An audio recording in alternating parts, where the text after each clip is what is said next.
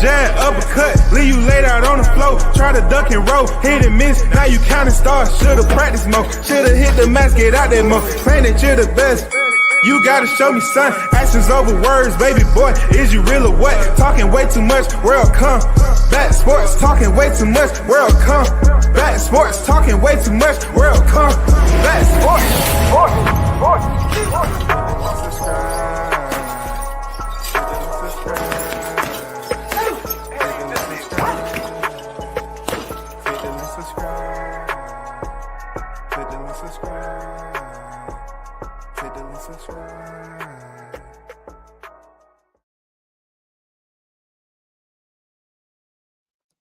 Yo, what's good? Shout out to the hottest chat in the MFing game. A-Side official. No negotiations needed, period. You already know WCS is back with another one. Salute to those who support, of course. And shout out to those who don't support. Either way it goes, if you're listening in, hope you learned something. Today, we have a pretty solid live stream, which I'm going to touch on some topics. This topic in particular is dealing with a fighter in Brian Norman Jr., who is very, very much went viral at this moment and buzzing pretty loud down here in the South. Now, I got to go back to when Senior, his father, has said something about the South. At that point in time, he felt that the South wasn't messing and supporting them or maximizing the support of Norman. But I don't think that's the case right now. I think, with everything that people are reiterating is that what they believe was something easy has turned into a nightmare. The man is on World Star. Who would have thought a fighter that people say he had me headline down in the A? He ain't did this in the A. He haven't did that. Guess what? He's on World Star right now for knocking out a fighter who was in the ranking systems above him at one point in time on BoxRec. They ranked Jen Sasaki ahead of Norman Jr. on the freaking rankings in BoxRec. Not only that, Top Ranking put out there that this is going to be the first Japanese, welterweight champion and so forth. Somebody was out here too far ahead of the pace. You know what I'm saying? They wasn't the pace setter. They was just too far ahead of what was potentially going to happen. They tried to predict, but it didn't work out too well. This man has went viral for knocking out Jen Sasaki. And from what the aftermath says medically, they said Jen Sasaki lost a month of his memory. Let's wish that man nothing but the best. Real talk. Let's wish Jen Sasaki a speedy recovery and that he'll be able, because you never know. We've seen the Adonis Stevensons, the Pritchard Colognes, Gerald McLeans.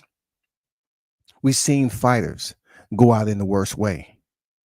But right now, when it comes down to boxing, we have to address a situation that people are trying their best to continue to pollute the waterways of the YTC. And that is, whatever happened to the welterweight division? We had some names that was populating in the conversation for quite some time. It's been there, but the respect level did not match up. What am I talking about, Combat? The respect level, when it initially started, that Bruce Ennis was the king. And I remember Norman, I remember Senior rather, putting it out there like, hey, stop saying he the king and my son is there. Stop saying he the king. And at that point, he had one. It's pretty much saying that they was putting Norman Jr. as a subordinate. He was an actual subordinate to Jaron Ennis, who hasn't did anything. And they was trying to push this narrative around that he was the king without earning the crown. Who gave him the throne? Was it temp loaned? Because I never looked on his resume and seen it at the time. I even told my listeners, right? I even went through a live stream about Boots moving up the ranking system. And who did he fight to get up the ranking system so quickly? I tried to elaborate as much as I possibly can. Then we start to tie the knot.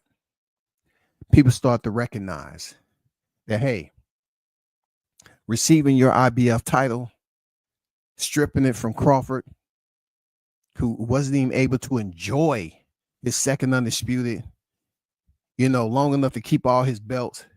They stripped him. They told Crawford to come get it. Everything was tied down to the welterweight division for Jaron Ennis. Jaron Ennis said,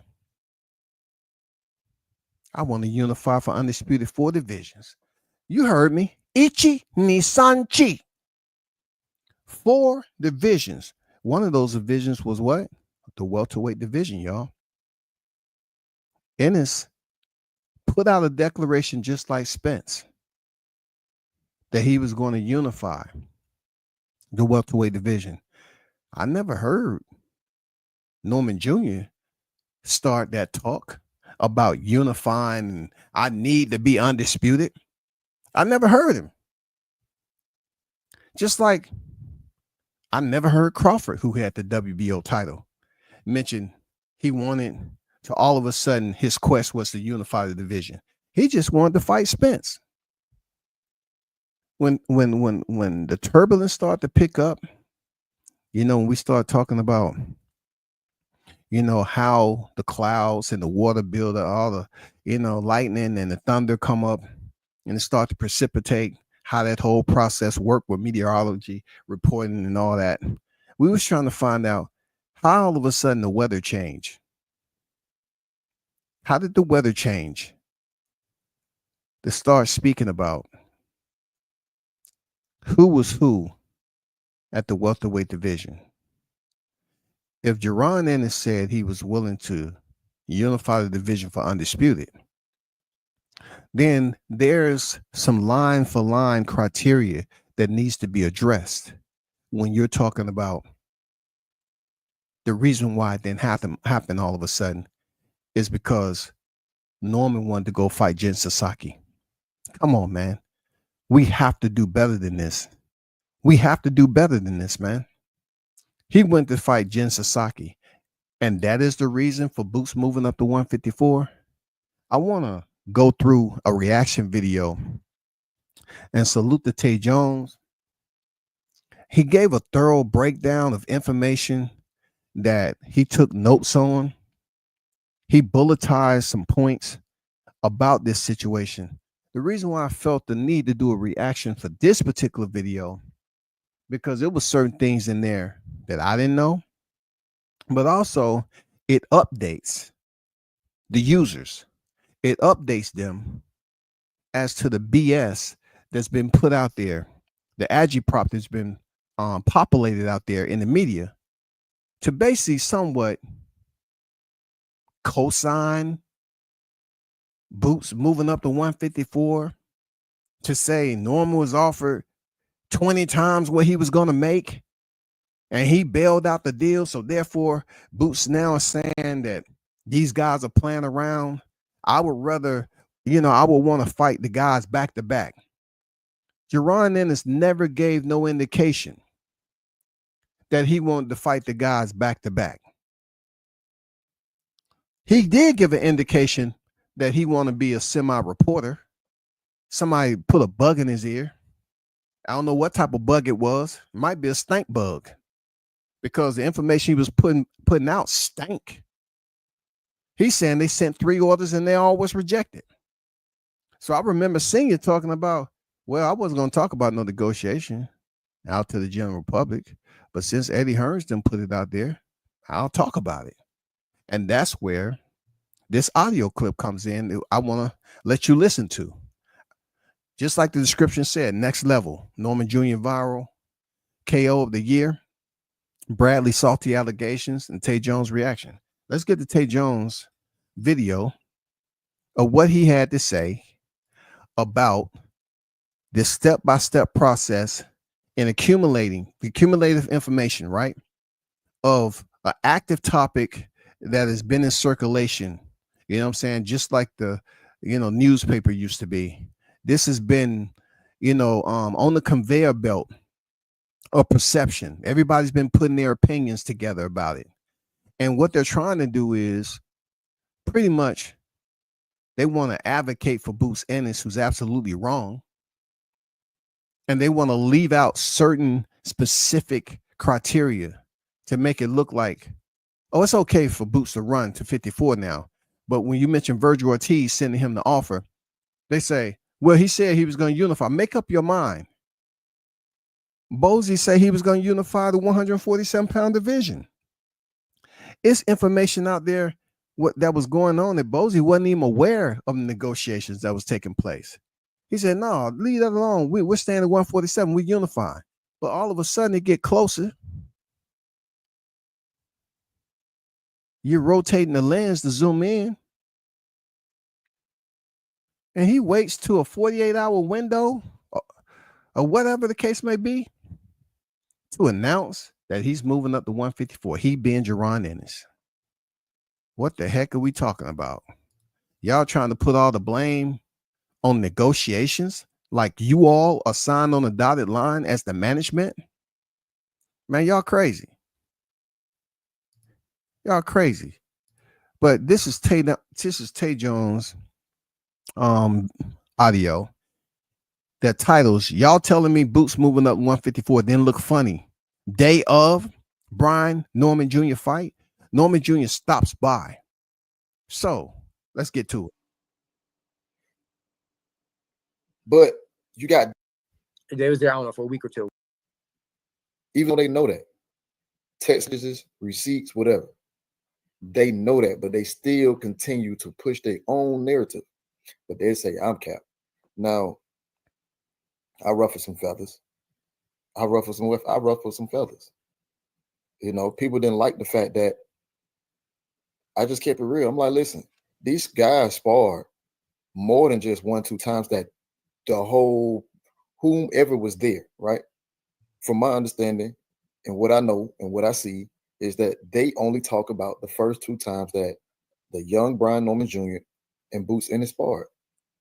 They sparred more than those times. But it's only been a trainer who was there, who had some fighters that kept it real. It's been a fighter who I interviewed, which is Cornflake, who told the truth. So talking about the sparring, it seems to be in, some of these I wouldn't call them content creators, because some of them don't even have a channel. Some of them just got a big mouth, but they have all the change to jingle around every time they want to talk about this topic like they was on deck. A lot of you cats are talking about sparring. The only thing you heard is like, oh, Boots got the better of him. Boots got the better of him. Well, if you listen to Senior said, hey, it was a point in time that, Boots did have a good sparring session.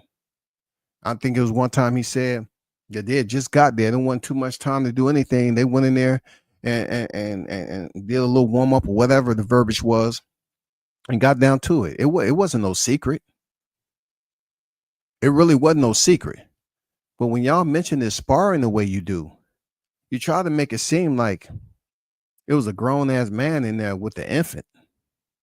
So my thing is this: if those 2 guys, one being, Coach Breadman Edwards and Cornflake Thomas Lamanna, if they both kept it real, why aren't the people who are around Boots or in the gym keeping it real?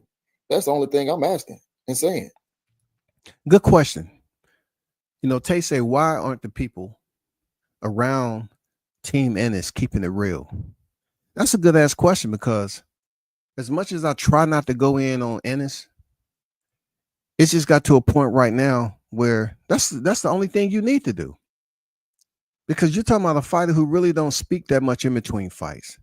But this particular name, Brian Norman Jr., has pulled him out that little rabbit hole, pulled him from beneath to come out and face the music. Yes, one fighter has given Jaron Ennis the most exposure that he ever had in his boxing career. Stamp it.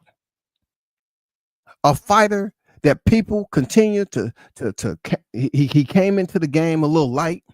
They didn't know who he was, supposedly. You know, they was talking about what happened with the tank sparring and all that. But then when it came to Ennis, people was like, oh man, Ennis the king, the phenom. He wasn't showing us phenom DNA. So when this Norman sparring start coming up, people start just making their own type of gumbo, their own type of freaking soup. They was concocting any which way how to make Boots look good. But there was only so many people there. But those of you who speak about this sparring, you always say what? From what I heard in the camp, from what I heard in the camp, from what I heard in the camp. Yeah, I did say, if the fight had got signed, I would have dropped the footage and all that other old crazy old shit. But I'm not gonna drop no footage of, of them niggas sparring, bro. Like, that's against the rule. That's against the law. You know what I mean? Like, nah, I'm not doing that. You know what I mean? But at the same time, who people act like there isn't footage. Shit. And God knows I love Quadir. I love Quadir. Honestly, I'm a big fan of Quadir. I actually watched his last couple fights. I actually think that Quadir is going to be a world champion. I know people are gonna look at this video and be like, oh, he said no. I think that Quadir is definitely gonna be a world champion. I've seen Quadir spar down here in Atlanta, held his own, did a great job. I was down here, held his own about what happened, and then you see what happened. Brian Norman Sr. put out the full thing. You know what I mean? But people acting as if I'm saying something wrong. Nah, I'm not saying anything. I'm just asking. I'm just telling people just to keep it honest, keep it real. I spoke to Brian Norman Jr. about it. I've been knowing what happened, but there is parts that people not telling. It's either they was only there for those first two sparring sessions, they should have just talked about and said that I only know about the first two. I don't know what happened in the others. Instead of saying, oh, this what happened, or he got the best of him every single time they sparred. And that's definitely not true. It's definitely not true. Right? But I'm addressing that because motherfuckers going crazy and all in their feelings and all butt hurt for what reason? But again, I'm gonna say, let's talk about butt hurt. Okay. People are talking about this sparring session like it was the actual fight.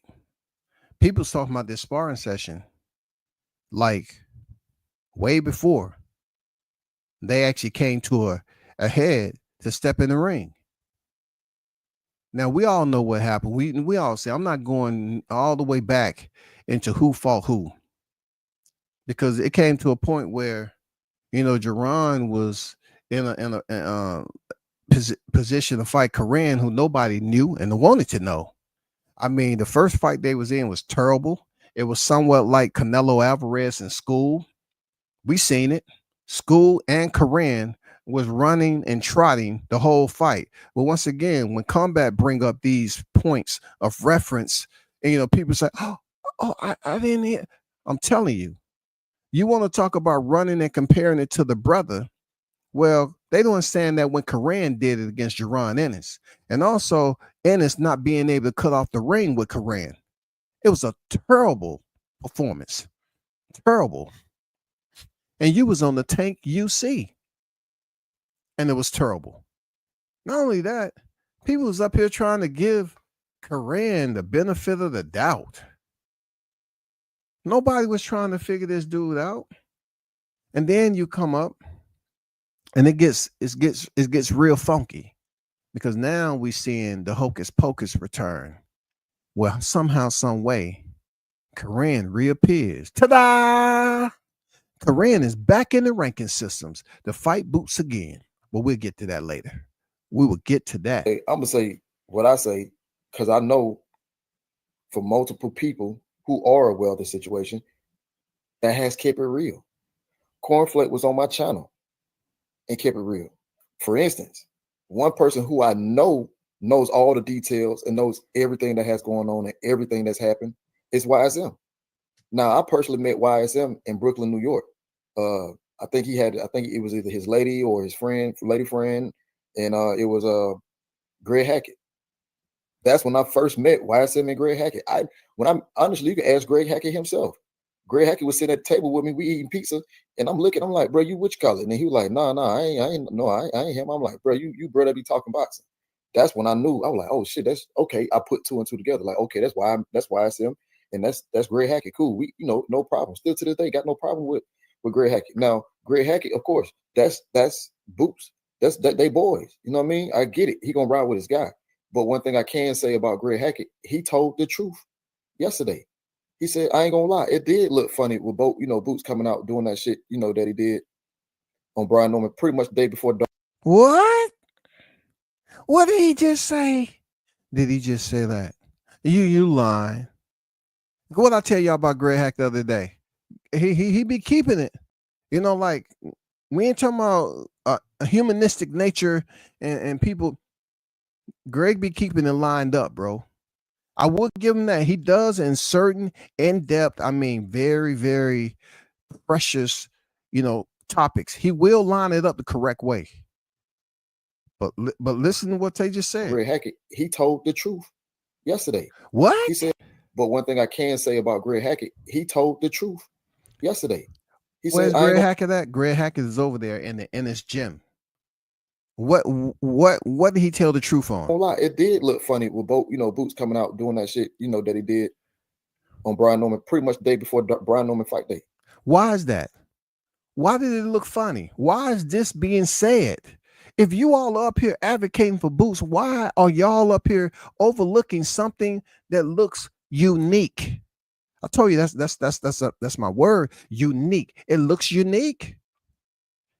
It looks a little funny that you will wait to release that information, and your man's, he feels that it looks funny too. He seems it to be a little strange. That shit did look corny. That shit did look lame. It did look like he was running. That's what it looked like. He said, look corny and look lame and look like he was running. Do the naysayers feel that way? Because it feel like Jerron Ennis was taking a freaking flight and he was changing elevation. He just wanted to go to the Bermuda Triangle and hope when he come out that bitch, this information is gone. He said, no. I don't want to tell no Brian Norman no more. No, I don't want to do that. No, I don't want to go back to negotiations, Eddie. No. Come on, man. It's just too much information out there with this man that you're going to see in this audio. I'm not going to jump the gun, but Tay going to drop it. You know what I'm saying? That's what it looked like. And that's one of the first times that I heard Greg Hackett keep it real, or keep it 1,000%. Now, but what I do know is this. I also know that Brian Norman has sent YSM everything on a timeline. So he has this information that he's privy to. But of course, that's Boots. He Boots his guy. So he's going to push and create his own narrative. But how is it that I know a trainer that was there? I know a boxer that was there. I'm sorry, I know two boxers that was there and sparred Brian Norman. Both sparred Brian Norman. Now I see it was a video of Janelson Bochica saying that Brian Norman can't crack. But damn, Cornflake was live on my show and kept it 1,000. He said, listen, even although he did say he think that Boots win, he also said, I don't think it's gonna go the way people think it's gonna go with all the whole sparring talk and things of that nature. Right? He said he believes that Brian Norman can hold his own, but he also thinks that Boots wins the fight. And I have no problem with that. But then he goes and say, one thing I know for sure, Brian Norman can fucking punch. He said, he can fucking punch. All you got to do is pull up the clip. Hell, you guys want me to pull it up for you? Because I got it. I got it. You know what I'm saying? So I just don't understand why certain people ain't keeping it real when they have privy to the same information. That's the crazy part. And what I mean by the same information is this: knowing exactly what happened. But let me pull up. Let me see. Here it is. Put them drums. Bring the drums out now. Yeah. Okay. Give a light African drum beat, please. Yeah. Just like the lines are creeping through the shadows on the Serengeti. Yes. Go ahead. Yeah. Bring it up just a little bit. Just a little bit. There you go. Let's bring in some music. just try to set the tone a little bit. Let's bring in this music, because sometimes music with evidence, it brings out the truth, just a little bit more clarity. That's all. Let me share my screen so you guys can see it for yourself. Very, very close. And so Mustafa was out here. I'm not in that gym or in that camp or whatever. So like I'm not there all the time. Like not when they're like out in Colorado or like when they're here. Right.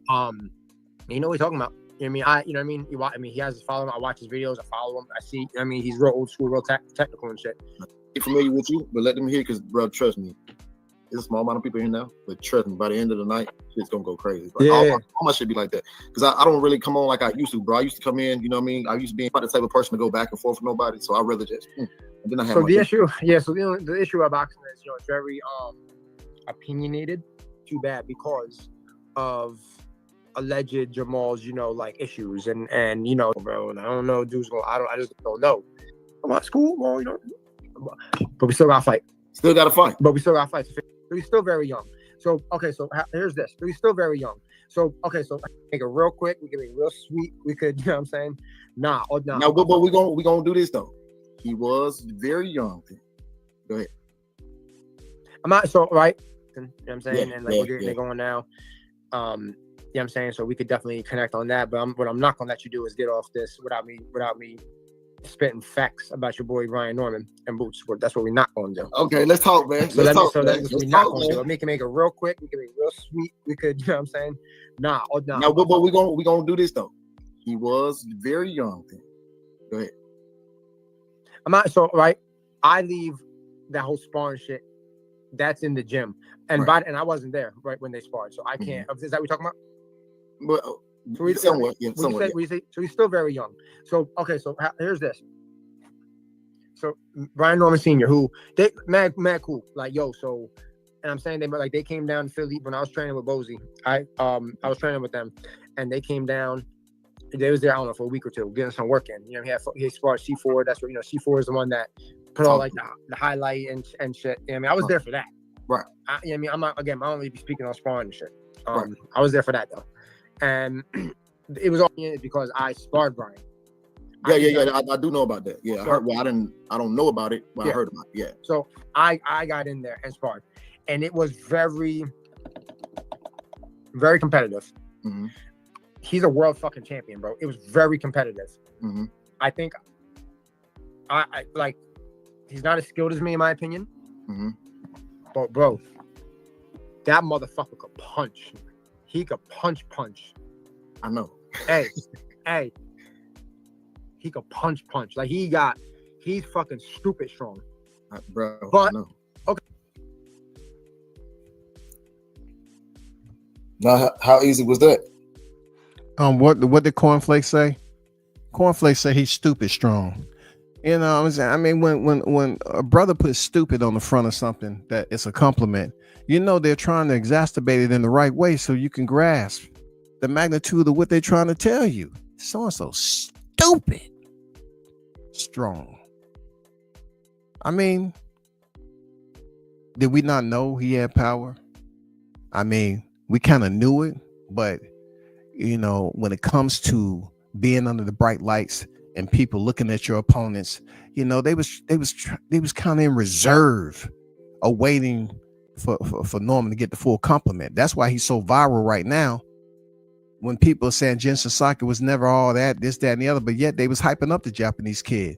They wanted him to be a Nui so bad. He's the next Nui. He's the next Nui. Give it up. Stand on your feet and clap for the next and the first welterweight champion, the first of his kind from Japan. No, nightmare. Not how easy was that? You know what I'm saying? The man told me he can punch. Not only can he punch, he can punch. Y'all heard it for yourself. So you got one person, again, creating, pushing their own narrative, right? Boa Chica is a 47-pounder. Cornflake, 54, 60, 68-pounder. You see what I'm saying? Again, Brian Norman Sr. has given this person everything on the timeline based off what's been going on behind the scenes. But I'm the person that's big cap. Now, you knowing all this information, you seeing it with your own eyes. You seen what Brian Norman has been doing to these guys. You see what he's done his last 3 fights, and you put out something like that. But when you got another world-class fighter who was just in the ring with Jamal Charlo tell you that this guy can punch, who creating narratives, who creating bullshit. You see what I'm saying? And again, like I said before, I don't have a problem with bro, like at all. But again, I've been seeing this shit. You know what I'm saying? I've been seeing it with my own eyes. Like, bro, what you doing? Like, I know for a fact that you're getting all the information. Same thing with Mill City. I know Mill City getting everything fresh off the press as well. Right? So I just got questions because they'll call me cap, but you got all these other people pushing different shit too, though. You see what I'm saying? They pushing other stuff too. So my thing is like, hold on. Y'all getting the same information. Y'all in Philly because the sparring took place in Philly. But y'all can only talk about the first 2 sparring sessions. What happened in the others? I've heard from Senior what happened in the others. I've heard what happened from Norman and others. You know what I'm saying? And coaches and trainers. I see what happened with, you know what I'm saying, with Quadir, who's a phenomenal fucking fighter. I see what happened, all this shit. So when is somebody gonna talk about the other situations, the other sessions? That's my only thing. Like, you know what I mean? So that you ain't keeping it real. You know what I'm saying? Ain't keeping it 1,000. So number one, man, looking back at everything, I remember when it first happened, when everything first took off. First off and foremost, this is what people don't know. A fight between Brian Norman Jr. and Jerron Boots Ennis, when everything first kicked off, like, what was it, like last year around when he became champion after beat Centennial. So we're gonna say that was like, so all the talk started around like June, July of last year. Because I know Junior just got the hand surgery. Because me and Junior sparred a week before he got the hand surgery, and I think that was like June. I think that was like June or July. It was somewhere along in there, right? When August of last year is when all the talks came out about Jerron Boots Ennis fighting Brian Norman Jr. because he was elevated after he beat Centennial. And I think Bud moved up, so Bud had the belt, right? That's when all this started. Well, what people don't know is to begin with, the fight was never going to happen. It was never going to happen. People, why you say the fight wasn't going to never happen, Tay? First of all, to even begin negotiations or start negotiations, Eddie Hearn had to pay a $20,000 fee to the IBF. He had to pay a fee to even negotiate, or even if they did negotiate, right? Even if they did negotiate and sign a contract, they still had to pay the step aside fee first. Okay. Did you hear what he just said? It sounds familiar, right? Because you remember me speaking about the $20,000 fee that I got from Rachel Donaire breaking this down. And I'm pretty sure Tay has swam those waters too, when he had his ear to these the information that's being filtered out here. The $20,000 is non-refundable. Y'all remember me mentioning that, right? And I told you specifically the source that I got it from. See, the ones that want to be right about everything and think being out here in these streets and bragging rights is everything. When it comes down to the information, the truth, people don't want to talk about the truth. I found that out. Even people that you listen to every day, some people, they don't want to talk about the truth because it may pretty much blemish the person that they're close to. In this case, it being Ennis. He's absolutely right about the 20 grand. That 20 grand is non-refundable. You have to pay it. And you have to put in a request. It's non-refundable. Do you know what that 20 grand is for? For them to make a decision. But let me not get too ahead of the audio. Or else Jerron Boots Ennis would have been stripped. Ta-da! Ta-da! But you got these guys who's privy to that information But calling me cap, you got these guys who privy to this information and know that, but would tell you Brian Norman duck. 20 grand is important now. Rachel Donaire put it out there. It's non-refundable. That had to be paid to the IBF by Eddie Hearns. I've told people over and over again about how Eddie Hearns refused to answer back on the final. You know, it was a whole lot of rigmarole behind the scenes, you know, deceitful crocheting going on to paint a picture on one particular fighter. When, like Tay said, the fight was never going to happen because Jaron Ennis is like the sticker on your bumper.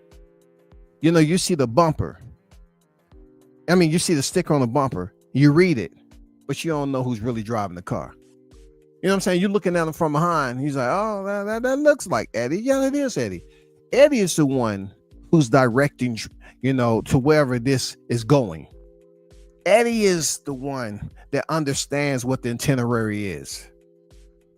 All Boots is, he's just waiting and waiting and waiting to see what the information is going to be. What's the next order? He knows about the 20 grand. He knows. If he didn't know, they wasn't too close to the boxing business part of it. But the 20 grand Tay is talking about is facts, non-refundable.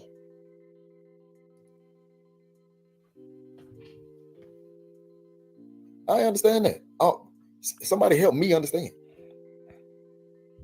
This is the same information that they are privy to. This is the same information that they know. But again, I'm the cap, but they pushing their own narrative. When you say privy, that means you are in the company of resources, either people or information that you can retrieve by all means in the digital era. I'm gonna tell you what I'm gonna do. I'm gonna keep pushing P. I'm gonna keep being player about it, because at the end of the day, it was never gonna happen. It was never gonna happen. Face it. So how can anybody say this man ducked when it was never gonna happen? And that's why I kept saying,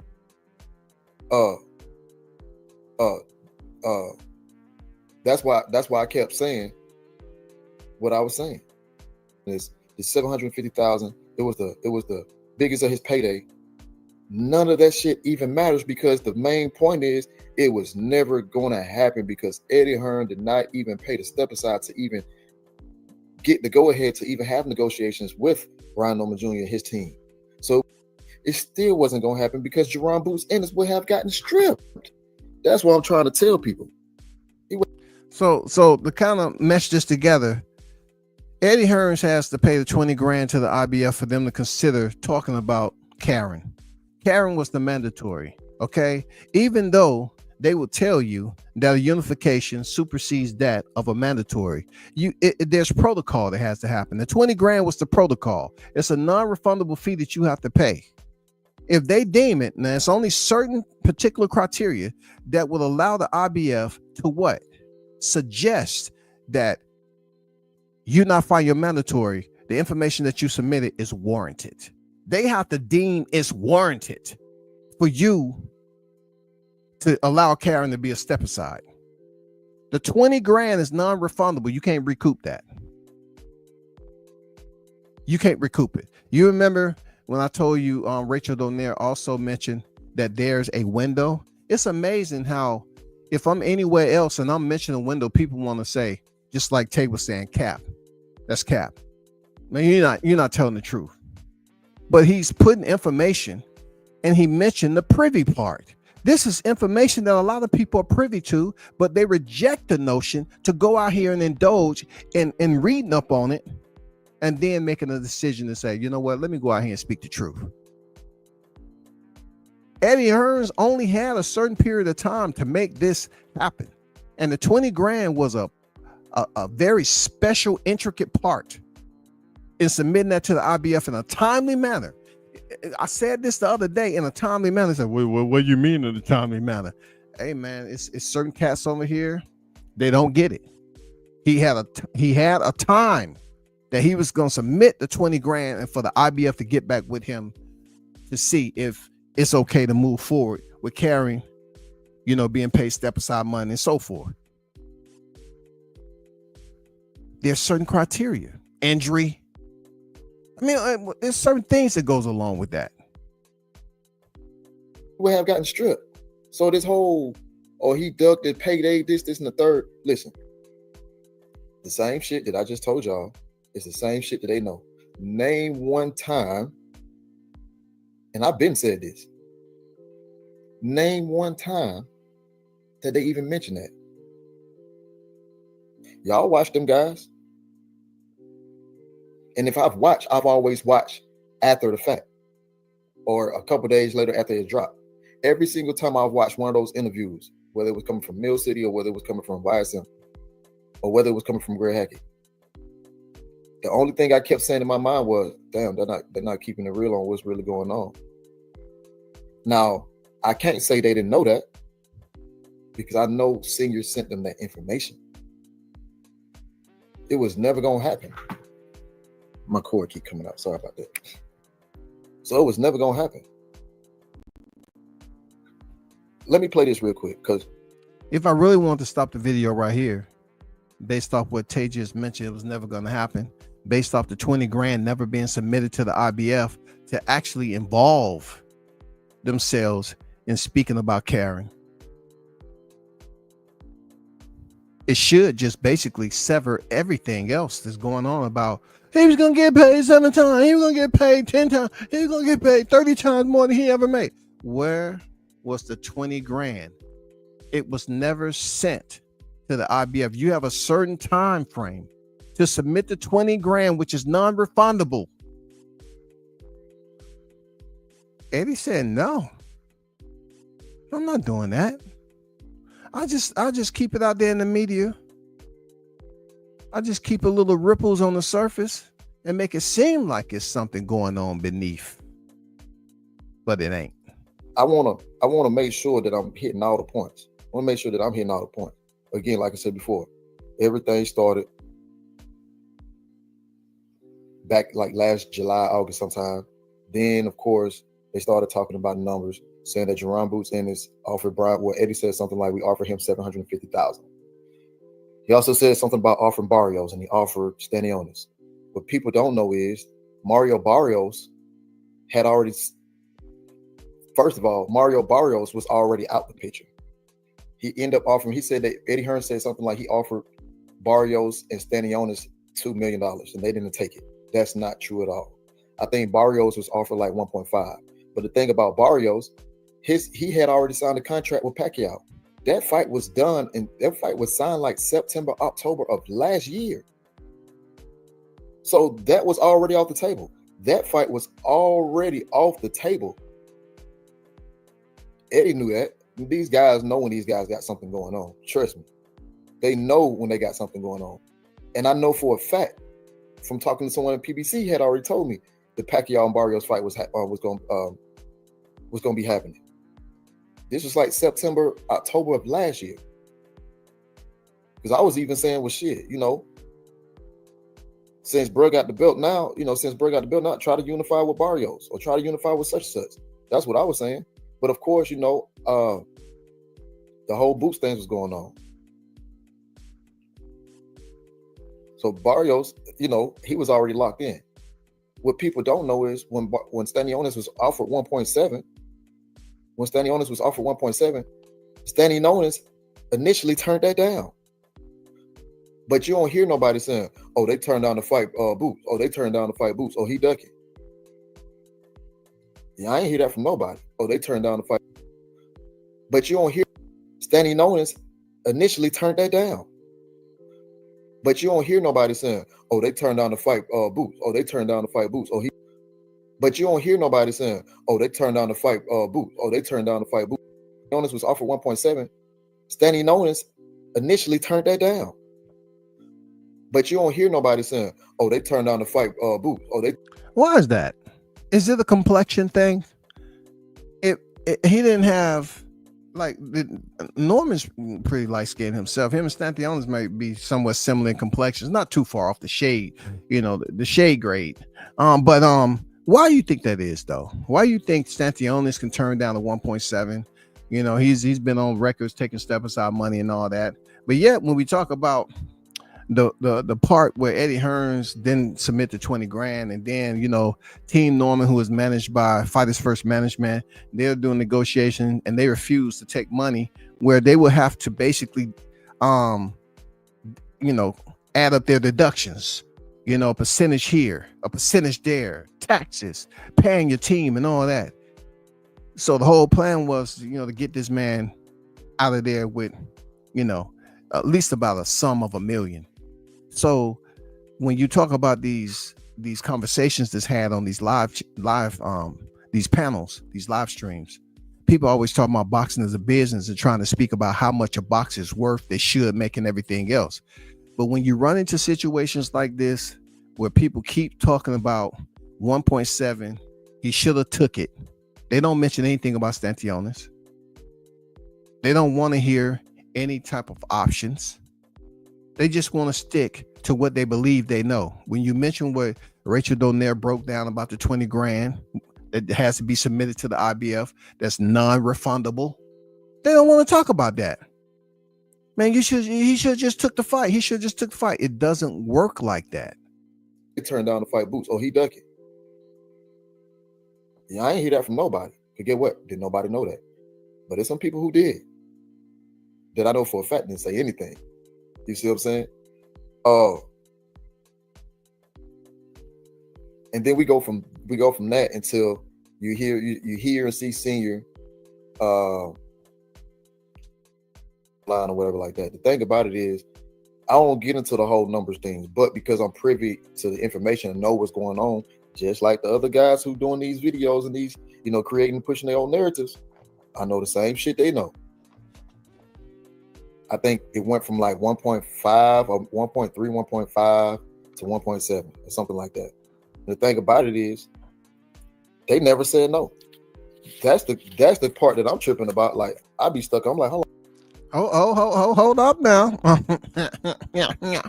He said they never said no. Who is Tay talking about? Who they never said no?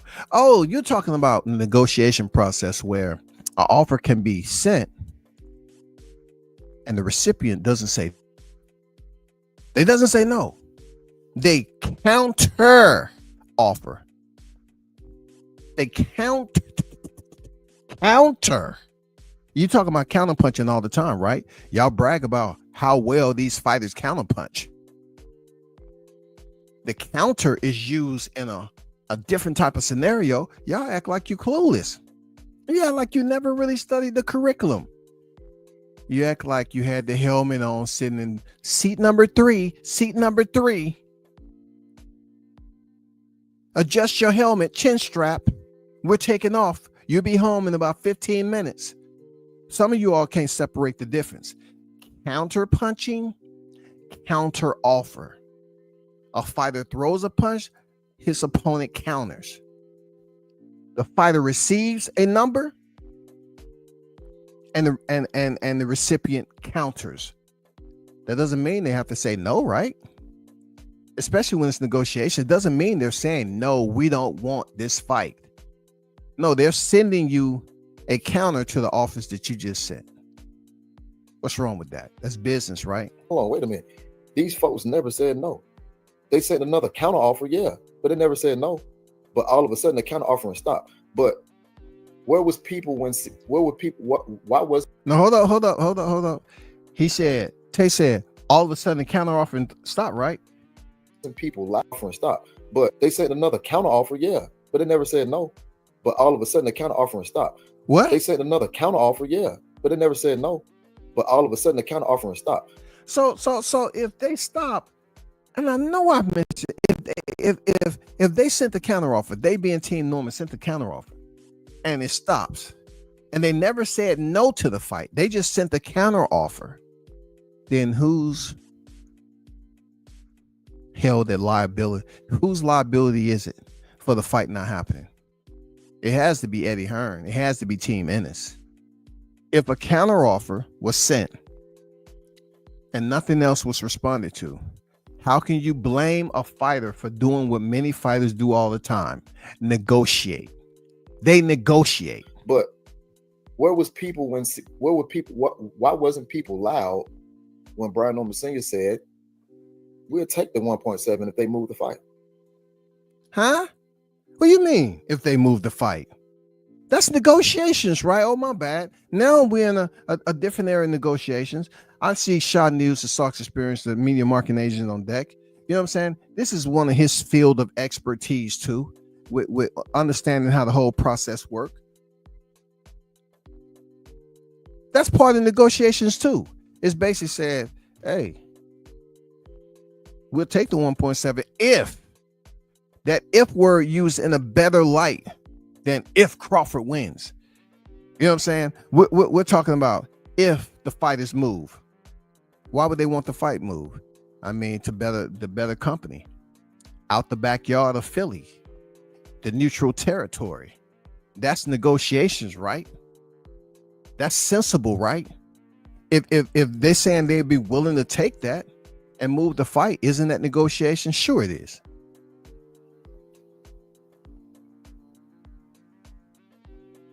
Because Eddie let it slip out his mouth.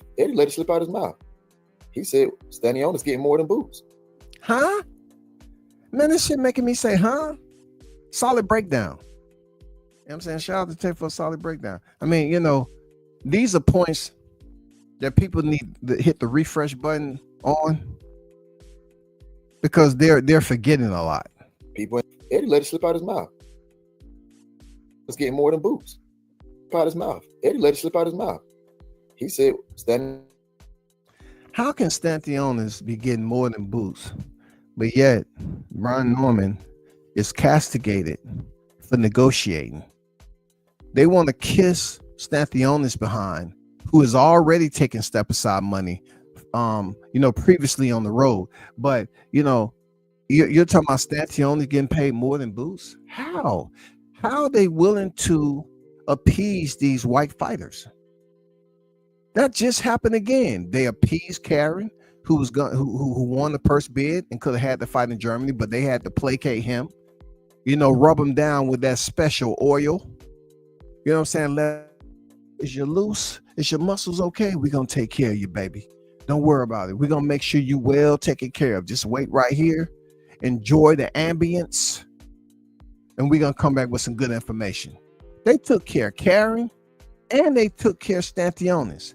Stanionis was getting paid more than Boots, but yet Boots up here trying to act like it's all about money when it comes to Brian Norman.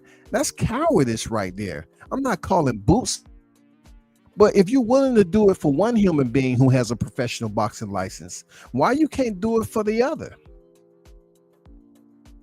Because I guess you was willing and able to appease Stanionis because you felt that he was a lesser threat than Norman Jr. And that's just IMO. That's just IMO, bro. People ain't say nothing about that. But the whole key thing to that is, the key ingredient to that is Eddie moved the fight. Not only did he move the fight, he also paid Stanionis more. But people act like they don't see or hear these things, but you'll call this man a duck. But first of all, most importantly, we know that the fight wasn't going to happen to begin with. So I just got questions. Brian Norman Jr. fought Centennial, and at this point, he was recovering and still was willing to fight. Eddie would tell you that they themselves was done with the fight. They turned it down, knowing that they never said no to the fight. Then I think it was a video footage. I was trying to find it, but I can't find that footage. It was a video of Boots and Bozy saying they was getting ready for Karen. They didn't know anything else. They didn't even know any talks that was going on with Brian Norman. But here's what I got to say to that. That's cap, because Senior and Bozy, when Brian Norman got his belt,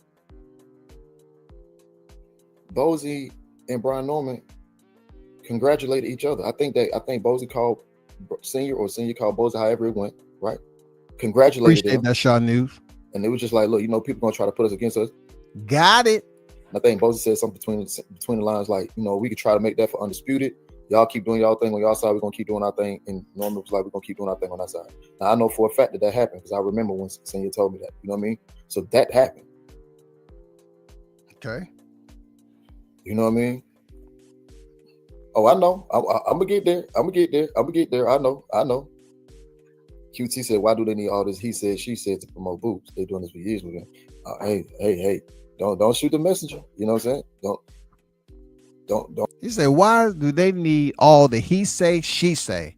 It is a lot of he say, she say, man. If you don't have that fake, unqualified Martell on the mic, man, it's all these other cats that wasn't a part of Philly to begin with, but all of a sudden, their previous aero sections, you dig deep enough, you'll find out they only came up for breath from the bunker from July 29th, 2023. And they up here trying to pretend like they've always had NS membership. No, they just up here pushing the narrative, man. They just up here pushing the narrative. They're trying so hard to be once again a part of something that's special, that they believe is special. That's all. So they willing to lie and leave out pertinent information. Don't shoot the messenger. So I remember Senior saying that. So I ain't got no reason to lie, like I said before. Did Norman, did he fight after that? Did Norman fight after that? I don't believe he fought after that. I believe he fought in this past March. So from July, August, July, somewhere along in there to March. Did Boots fight any of that time during that time? You know? Did Boots fight? Because I don't think Norman fought. I know I was at Norman fight. Now, May 16th was the next time that Eddie Hearn contacted Brian on his team. Okay, it gets interesting. This is I was talking about those African drums. They've been waiting, goddammit. They've been slyly tapping it.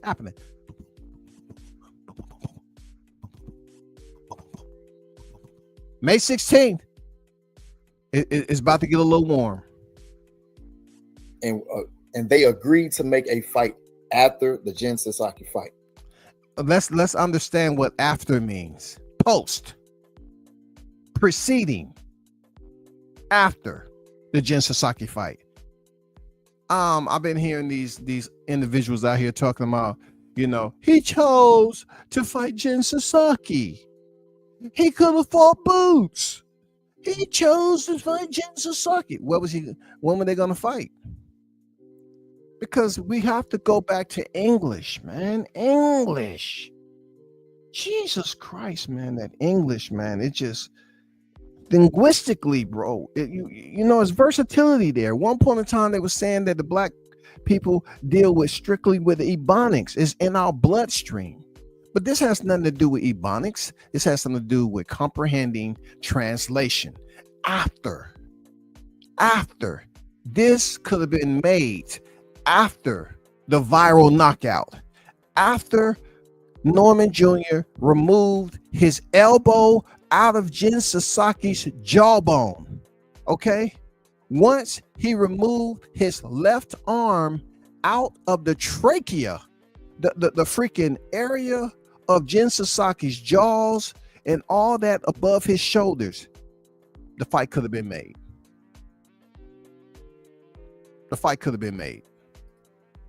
Eddie Hearn even went public and said that we wanted to make a deal for after the fight. Okay. But that is not what was said. Eddie Hearn wanted to lock in a contract before the fight. Now you can only imagine what that paperwork would have stipulated before the fight, for after the fight. So what does this remind you of? This situation reminds me of when George Kambosos was fighting Devin Haney. Devin Haney signed a 2-fight deal in Australia where he really didn't have the free play to basically negotiate heavy, because it was just one of those situations. But he went over there in Australia fully knowing what everything was going to be, you know, and then he had to go over there a second time. You know, the paperwork was the paperwork, but this right here, why all of a sudden it had to be done prior to contract. People talk about contracts. Send the contract. Send the contract. Not every contract is healthy for a fighter to put ink on it and lock themselves into an agreement. They specifically told him that. After that, you didn't hear anything. But what I do know is this. Well, I missed something. Boots had a fight. Boots fought Stanionis. Boots in the press conference, here's where things get sticky. In the press conference, Boots said he took a pay cut. Then he also said, well, we also offered him $2 million. Now, if you're gonna take $2 million, or you're gonna take, this over here, or whatever he said. He said between lines over there. And you hear the reporters, laughing, and people were like, yeah, we'll take the $2 million. It was no $2 million ever talked about. Stop the cap. What? Say again? It was no $2 million ever talked about. There was no $2 million ever talked about. So going back to the countering, therefore, the counter was submitted, no response. So this would lead me to think that $2 million, if even presented, it wasn't even spoken about. It wasn't even a part of the convo. $2 million wasn't even part of the conversation. But yet, Stanionis got off real nice. Real nice. Why? Why did Stanionis and Karen, the two white fighters, get blessed so heavily, but yet Team Norman had to crawl through glass, rocks, all these other freaking objects, splinters, skunk, stank, piss, porcupine quills, just for a negotiation. But I'm capping though. That's what he said.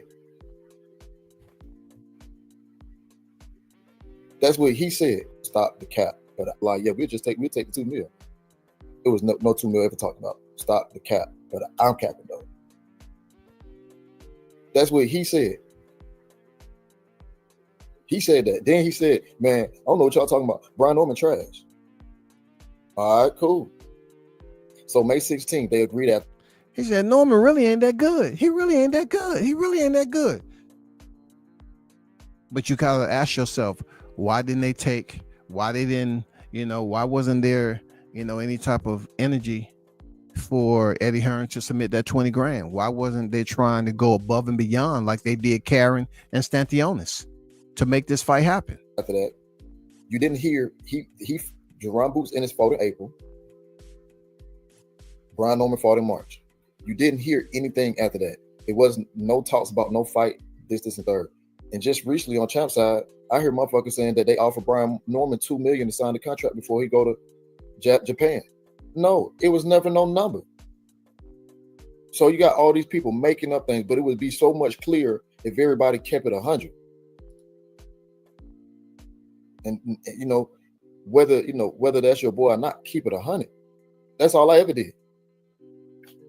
I'm gonna keep going. Because I wrote all my stuff down. I wrote it all down. Agree after the fight. So, and then Jerron Boots, and I want to say during that fight week, he had this to say about the weight. During that fight week. What did I put it at? I'm finna load it up right now. He had this to say. So I know I ain't tripping. Now pay attention now. I'm gonna tell them, hey, can you calm them drums down? Yeah, calm the drum. Yeah. Just stop the foot patter for just a second. Okay. I just want these individuals, these tourists, these casual tourists that doesn't frequent boxing on a full-time status. I want them to hear this audio right here, because the reason why it's extremely important, because they're devaluing, discounting everything else that went on with Team Norman with negotiation. Tay has broken it down and said, hey, it was never no 2 million mentioned, but it was a counter to 1.7 and all that, which was left unread, right? It was a whole lot going on with Karen and Stanionis where they was made whole. When they looked in, there was sufficient funds. No ifs, ands, or buts about it.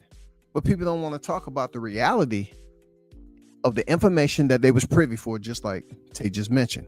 But this audio right here, it sucks for Ennis because, like Tay said, they wanted to basically talk about a contract before the Jin Sasaki fight. All of a sudden, it's important. But we all know, shout out to Senior, man, for making a damn good decision, business-wise and tactical-wise. Reason being is because some people have been on the shelf, Ennis, for being in legal situations. Victory Boxing Promotion, Chris Middendorf, you know what I'm saying? He was in the nest for a minute. And then, of course, rest his soul in peace, they had to, get out of the wild promotions with Cameron Duncan and everything like that. But at the end of the day, negotiation is a part of it.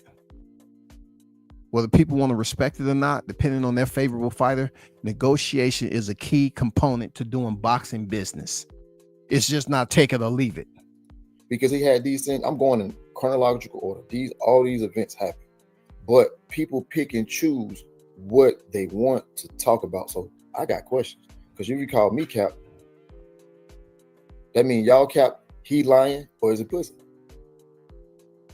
He said this. I seen some people talking about the weight drain. I was, gonna make weight, this, that, and the third. I was at weight on Tuesday. I didn't work out since Tuesday. I ate the day before the weigh-in. I make weight 147 easy. Y'all don't know what y'all be talking about. Y'all just be talking on the net. And at this weight that they were complaining about because your weight. Y'all be talking about the day before the weigh-in. I seen Cap, he lying or is I was, gonna make weight, this, that, and the third. I seen some people talking about the weight drain. I was, gonna make weight, this, that, and the third. Talking about the weight drain. I was, gonna make weight, this, that, and the third. Talking about the weight drain. I was, gonna make weight, this, that, and the third. I was at weight on Tuesday. I didn't work out since Tuesday. I ate the day before the weigh-in. I make weight 147 easy. Y'all don't know what y'all be talking about. Y'all just be talking on the net. And about the power at this weight that they were complaining about because your weight. You seen it. I really was like just getting in my bag, getting in my groove for real. Like I said before, none of these fighters get messed with. I'm the best in the world. The weight going up on a Tuesday. Ooh, I'm feeling groovy. And weight coming up on a Tuesday. Ooh, I'm feeling groovy. Jerron Ennis said this, that, and the third. Y'all don't know what y'all talking about. He was on Weight Tuesday. If you know anything about the chronological play out of events on Fight Week, Tuesday is very early because you might have a presser on Wednesday, a presser on Thursday, either or, whichever one they said. Most of the time it's Thursday. Then on the weigh-ins on Friday, and then you fighting on Saturday. You know what I'm saying? But he say, y'all don't know what y'all talking about. Y'all don't know what y'all talking about, bro. I need to go through that one more time. He said this. I seen some people talking about the weight drain. I was, gonna make weight, this, that, and the third. I was at weight on Tuesday. I didn't work out since Tuesday. I ate the day before the weigh-in. I make weight 147 easy. Y'all don't know what y'all be talking about. Y'all just be talking on the net. And about the power at this weight that they were complaining about because your weight. You seen it. I really was like just getting in my bag, getting in my groove for real. Like I said before, none of these fighters get messed with. I'm the best in the world. He was just really getting his bag for real, for real. I mean, Ennis up there talking real slick. Real slick. Great media drop, man. Real slick. For real, for real. I'm just getting my bag for real, for real. He made weight easy on Tuesday. What changed? What changed, y'all? What changed? What changed, man? I'm hearing all these Ennis fans sounding like the old EJ fans. What changed? Just please answer me that. Let's keep it moving. What did he just say? He felt good. He wasn't weight drained. He also said in the ring, one of those, I forget which fight it was in the ring, was talking about going up to fight Virgil at 154. Come to find out, they said he turned it down. He wanted to stay at 147 to come undisputed. If that ain't the mic drop, if this ain't the mic drop of the entire live stream, period.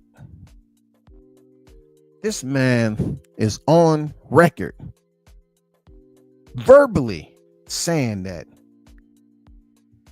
responding, countering. Let's pay attention to the C word, countering, responding.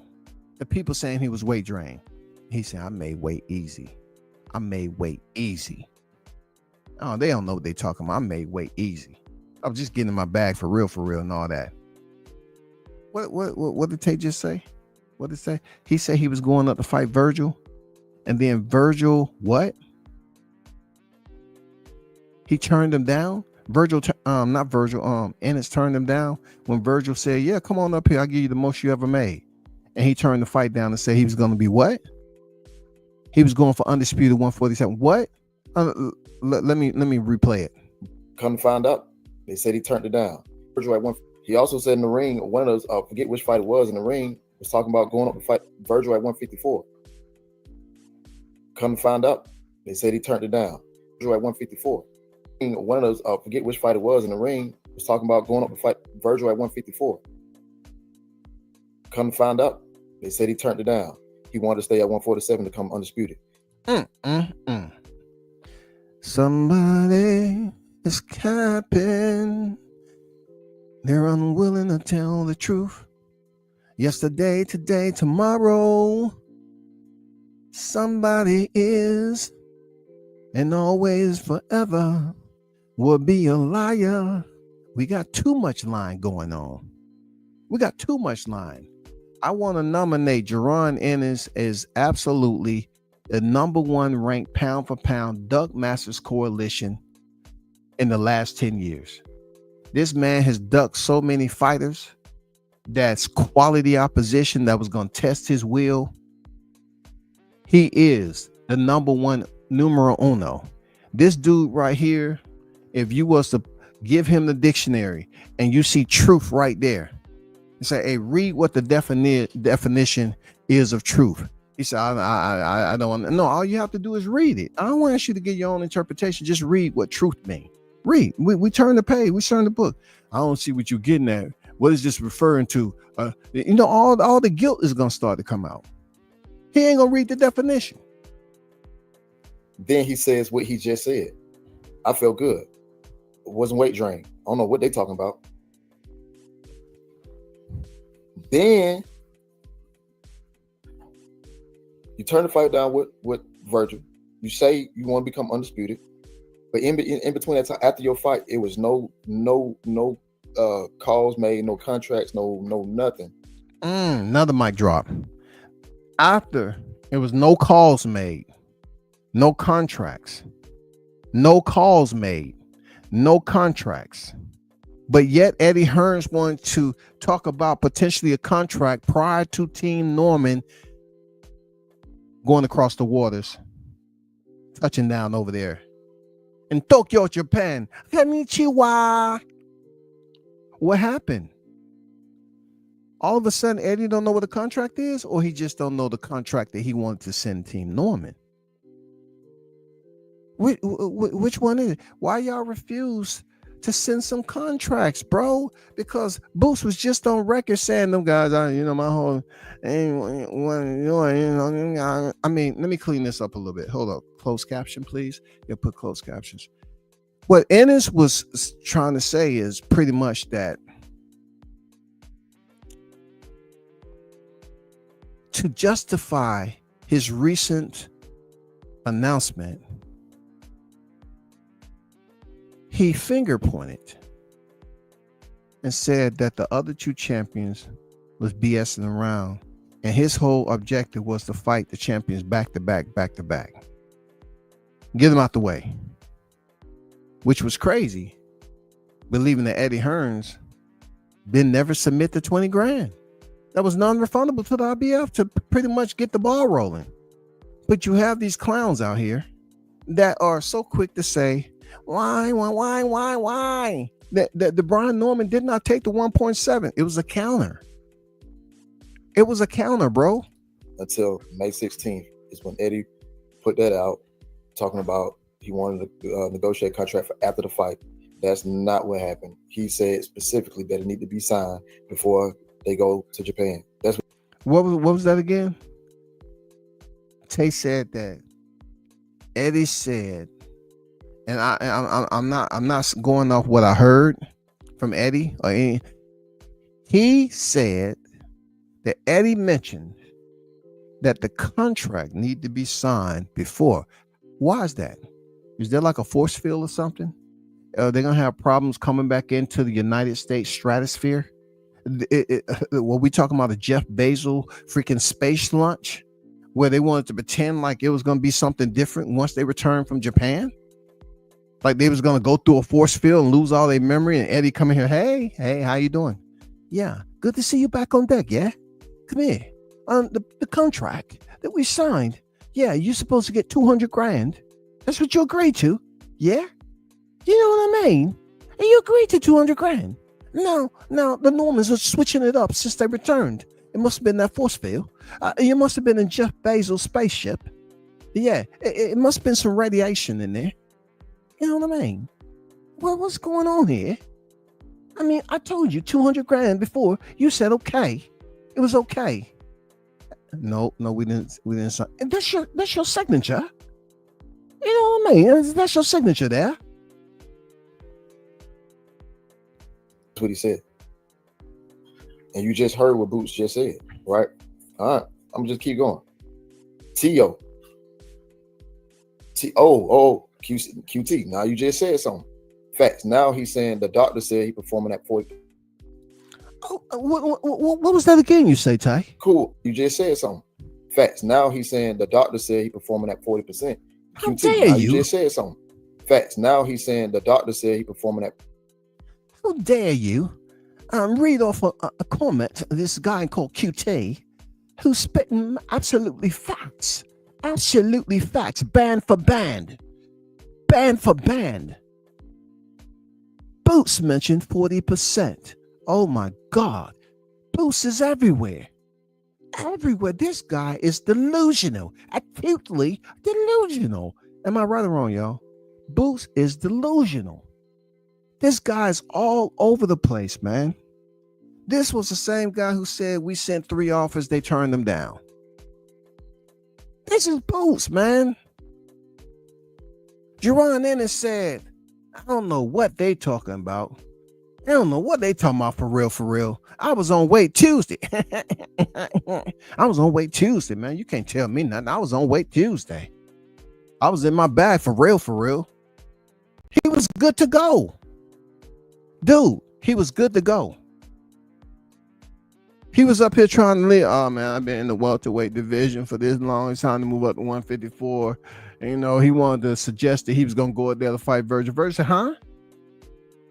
¿Qué pasó? Ven aquí, amigo. Virgil said, okay. Hey, get on the phone. Call him up. Virgil sent the offer. Oh, no, say no. No, you didn't hear me. You must have heard Ebonic. I never said I fight you. Not yet.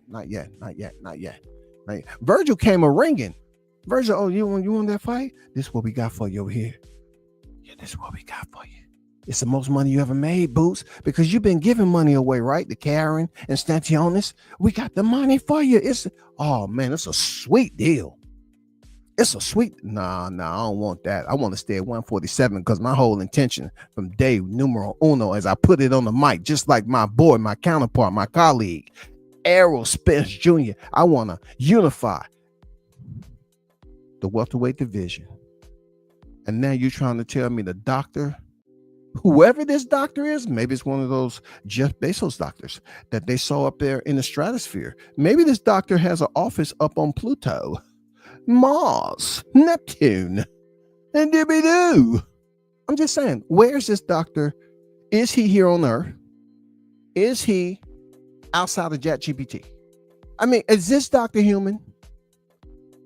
Because somebody told Boots he's been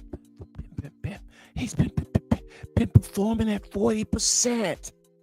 The way he did Stantionis was 40%, y'all. Imagine this human being when he becomes, let's just say 70%.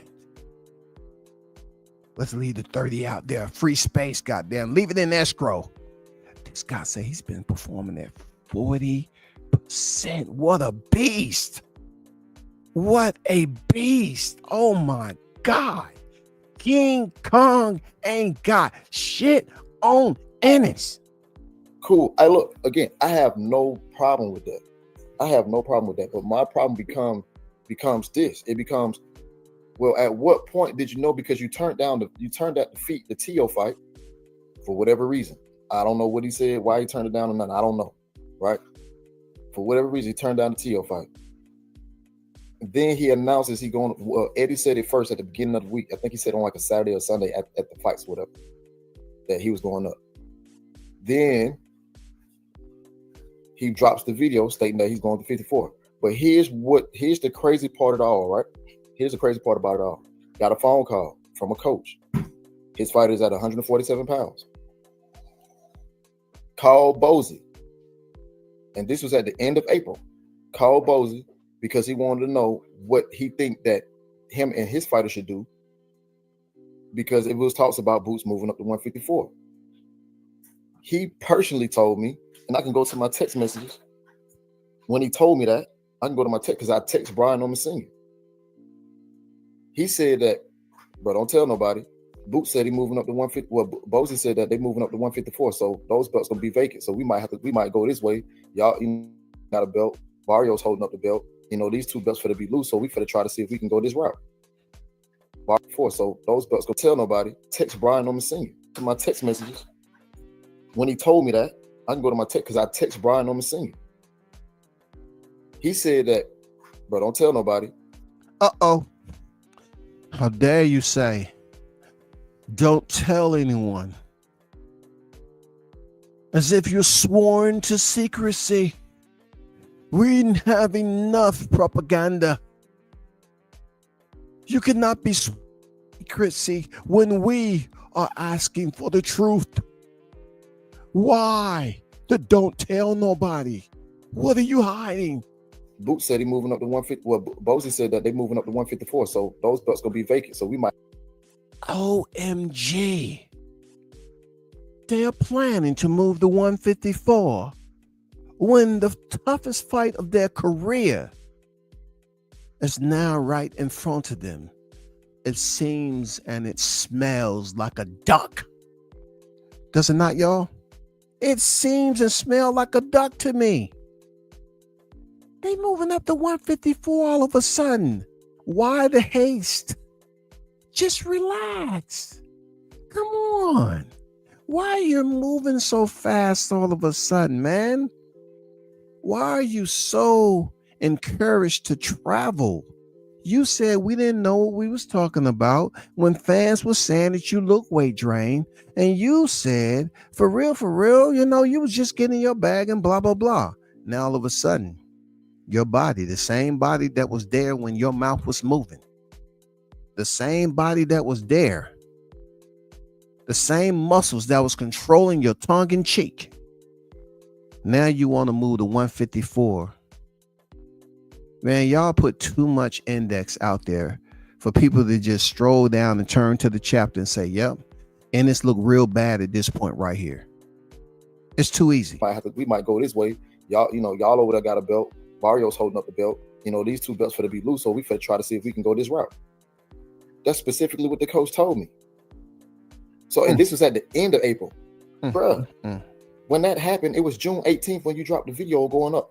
Again, why drop that video if you and your dad been knowing y'all was going to 154? The duck going up on a Tuesday. Somebody's feeling woozy. Why drop the video the day before his fight?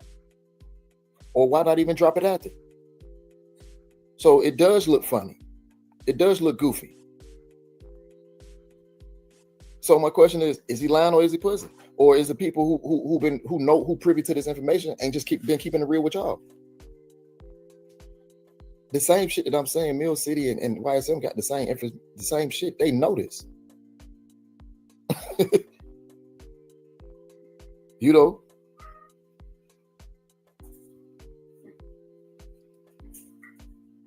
They didn't offer anybody else at 147. Now that Brian Norman has successfully defeated Jen Psaki, he moves up the day before. He also put on his Instagram, he's not waiting for nobody or something like that he said. And let me notate IG, Instagram, one of the more popular social media platforms. But in this case, it's another layer of guilt. Jaron Ennis saying he's not waiting for anybody. So shall we call him a runner, a track star? Yes, that's what it looks like to me for Ennis. He decided to double time and up out of here.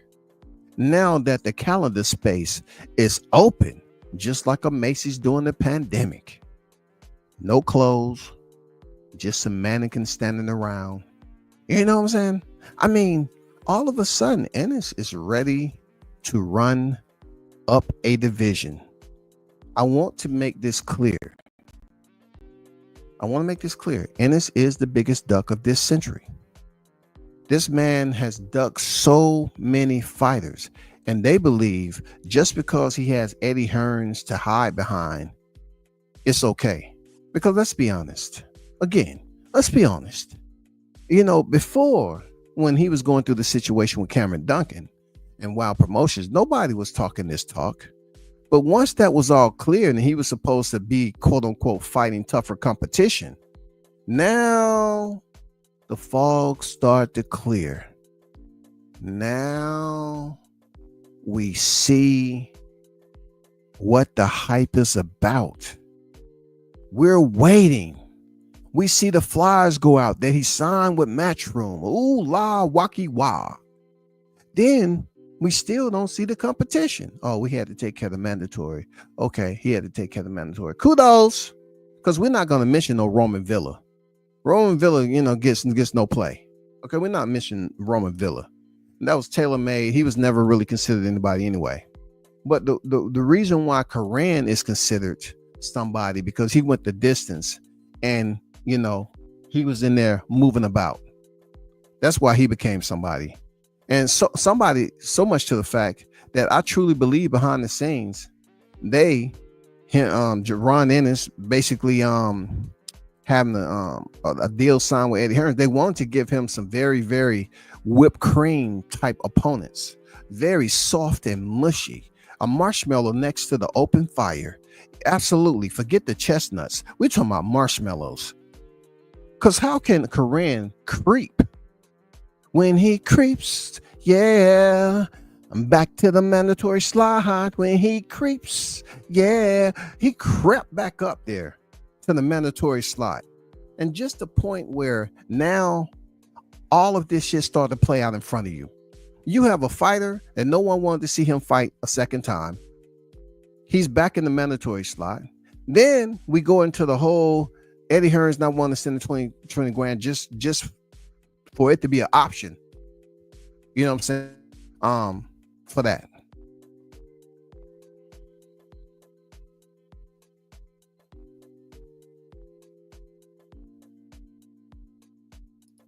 Cool, no problem with that.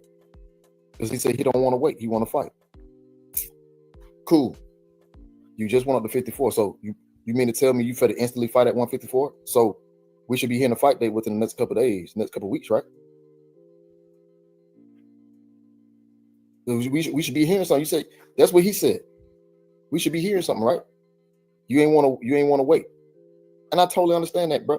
Personally, I've always said Boots should be at 54. But my question, fans and these Boots fans, where were you guys when I was pretty much the only one on YouTube saying if there was one person who can disrupt Undisputed when it was Bud and Arrow, clash for clash. If it was one person who can disrupt Undisputed, was Jaron Boots Ennis. Where were y'all when I was the first saying that? In the aftermath of Tay saying, like, a lot, there were people out there saying, you know, they thought Boots could disrupt. But looking back now, we would have found out that Boots could have disrupted Undisputed just by simply not showing up.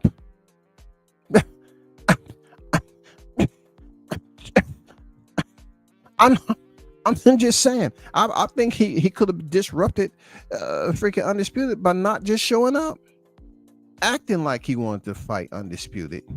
But we all seen he was all about the sanctioning hopscotch tournament he was in the WBO, but he said, let's go over there to the IBF. It's time to depart the area. And that's where he landed because they guessed wrong. And we all saw what happened. Where were y'all when I was like, damn, I like Jerron Boots Ennis? Where were y'all at then? They can't tell you because they only come around when it pertains to Brian Norman Jr. They can't tell you, bro, I've been talking about Boots. Bro, go look back 2-3 years ago in the files. It's there for you to go see. I ain't never said nothing bad about Boots. I ain't never badmouthed Boots. But now I'm questioning what's going on because it looked like he ran. It looked. Ooh. On your mark. Get set. Go. They're off to the races. It looked like he ran. Boy, if that ain't some clear focus right there, brand new description and everything else to go along with it. Yes, it looks like Jerron Ennis is the ultimate track star. I mean, speed has nothing on Ennis.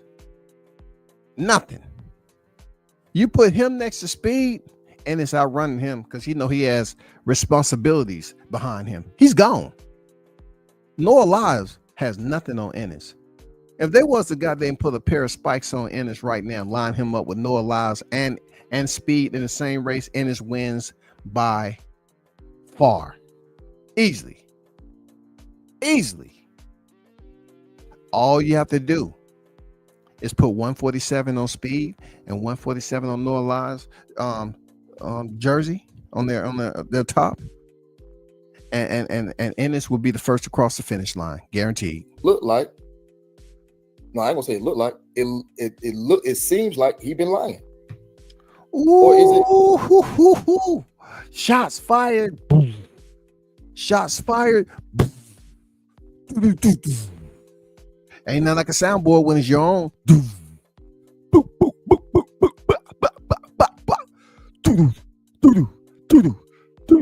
It looks like you lying, Nick. It sounds like you lying, Nick. Well, you know what's worse? You're a runner, you're a track star, but also you're a liar. Oh, your integrity is on the docket for questioning. He pussy. Oh, what the heck is I thought the club was going up on a Saturday. Did he just say pussy? What? We just heard Turkey Alley Sheik talking about Tom and Jerry. Now we gotta do a petition so fighters won't be pussy doing negotiations. Oh, just nasty. You know what I'm saying? So how can people fault me for saying what I said when people around him have the same information that I got?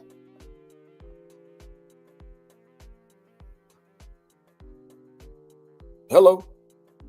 I'm just saying, man. Now, the whole thing is they trying to discredit Brian Norman win. Now, listen, man. I've been seeing what Mill City been doing, bro. I've been seeing what he been doing. Get down to it, boy, because you ain't the only one, man. Talk that talk. Somebody, excuse me, can you please pour a little bit more gas in that cup? Yeah, bring it over here. Just douse it on it. Okay, cool. Yeah, it's pretty high. Let me see. We're talking about 100 feet. Yeah, that's hard enough. That fire's hard enough. Yeah, let's get this fire burning. You know, trying to make fights. You know, Rashidi Ellis' boy, cool. I think Rashidi Ellis is a good homecoming fight for Brian Norman Jr. I think he get him out of there in less than 7 to 8 rounds max. Ooh, 7 to 8. 7 to 8. I don't know about that. I think we're talking about whatever car Brian, Norman them pulled up in. Before the fight, I don't think the engine gets cold, bro. I'm looking at 5 or less. I don't think the engine get cold, and I don't think so. And that's doing the winner. That's doing the winner, dog. Thanks. QT said they think Boots must got some kind of flaw to hide him behind all these narratives. Man, listen, I don't know. And it's crazy because I like Boots, bro. I think Boots is a phenomenal fighter, bro. And nobody over here ever heard me hate on Boots. But the guys who talk about Boots, who don't like Brian Norman, all you ever heard them do was hate on Brian Norman. You never heard them talk good about Brian Norman. That's facts. You never heard them talk good about Brian Norman, but all they done was hate. But you can't say the same about me. I'm different. I don't gotta hate. But I'm gonna give you 100% shit on what I think. Jen Psaki, now they trying to, you know, paint the picture. Oh, Jen Psaki wasn't this, he wasn't that. Listen, man. Hey, man. I ain't trying to hear all that, because number one, if you watched Jen Psaki before Brian Norman even fought him, you have already had your assessment. And my assessment was, and you can ask Sayer, it wasn't going past 5. When it was first signed, I was in the gym with Brian Norman and his dad, sitting on the stairs.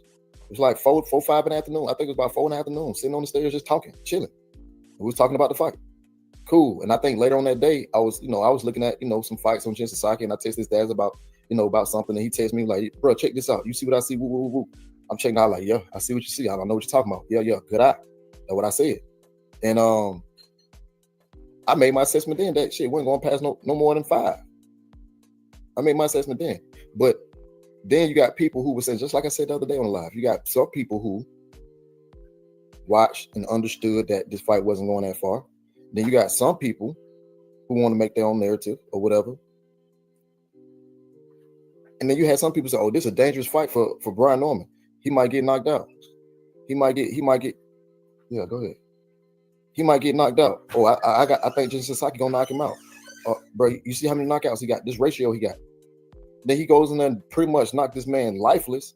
Now it's, Jen Psaki couldn't move his head. He couldn't move his feet. He was wild. He was this. He was that. Man, listen. What they're not gonna tell you is this: Jen Psaki was number 2 in the WBO. Whoa! Stop with the facts. Whoa! Hold on, man.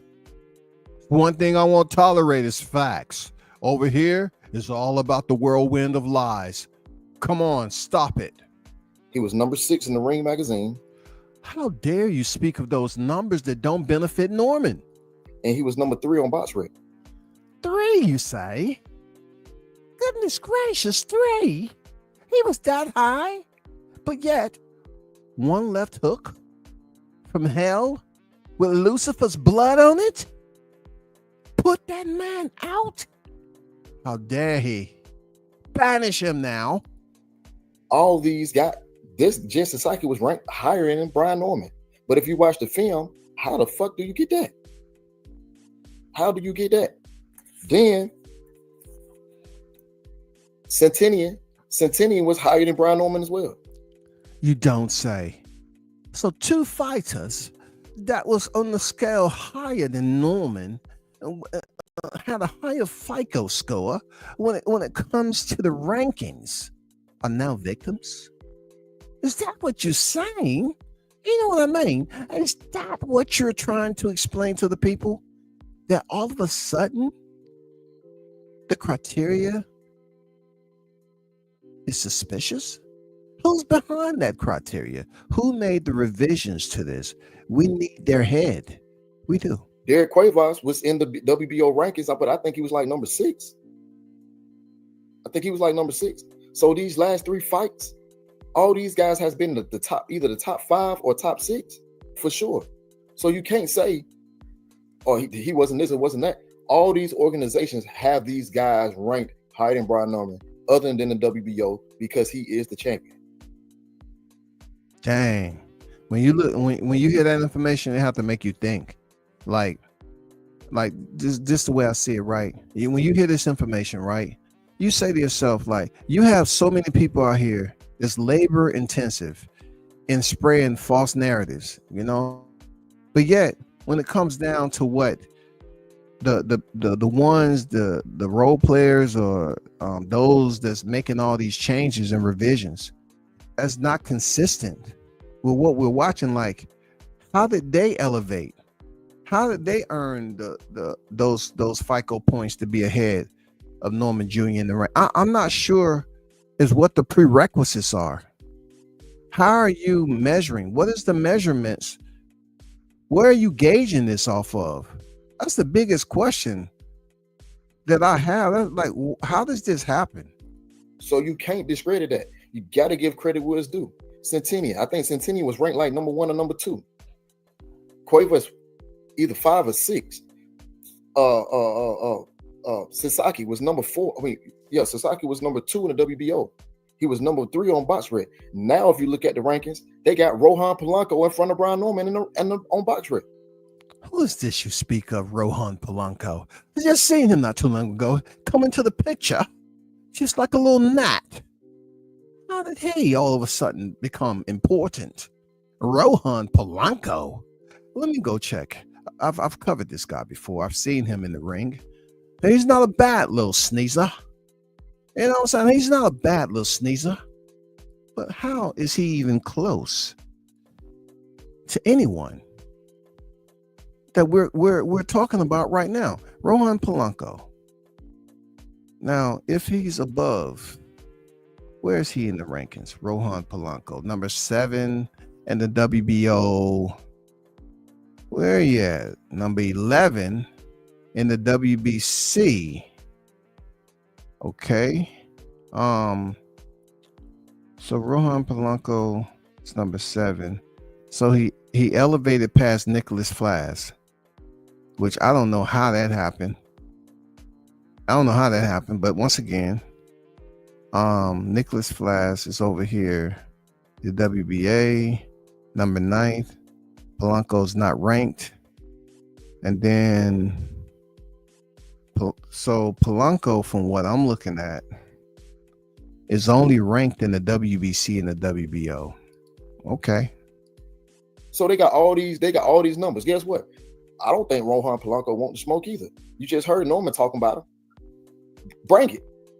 Hey, somebody better, call Child Care Protective Services before Polanco, end up in the worst way. He ain't ready. I'm not even gonna make it about him anyway.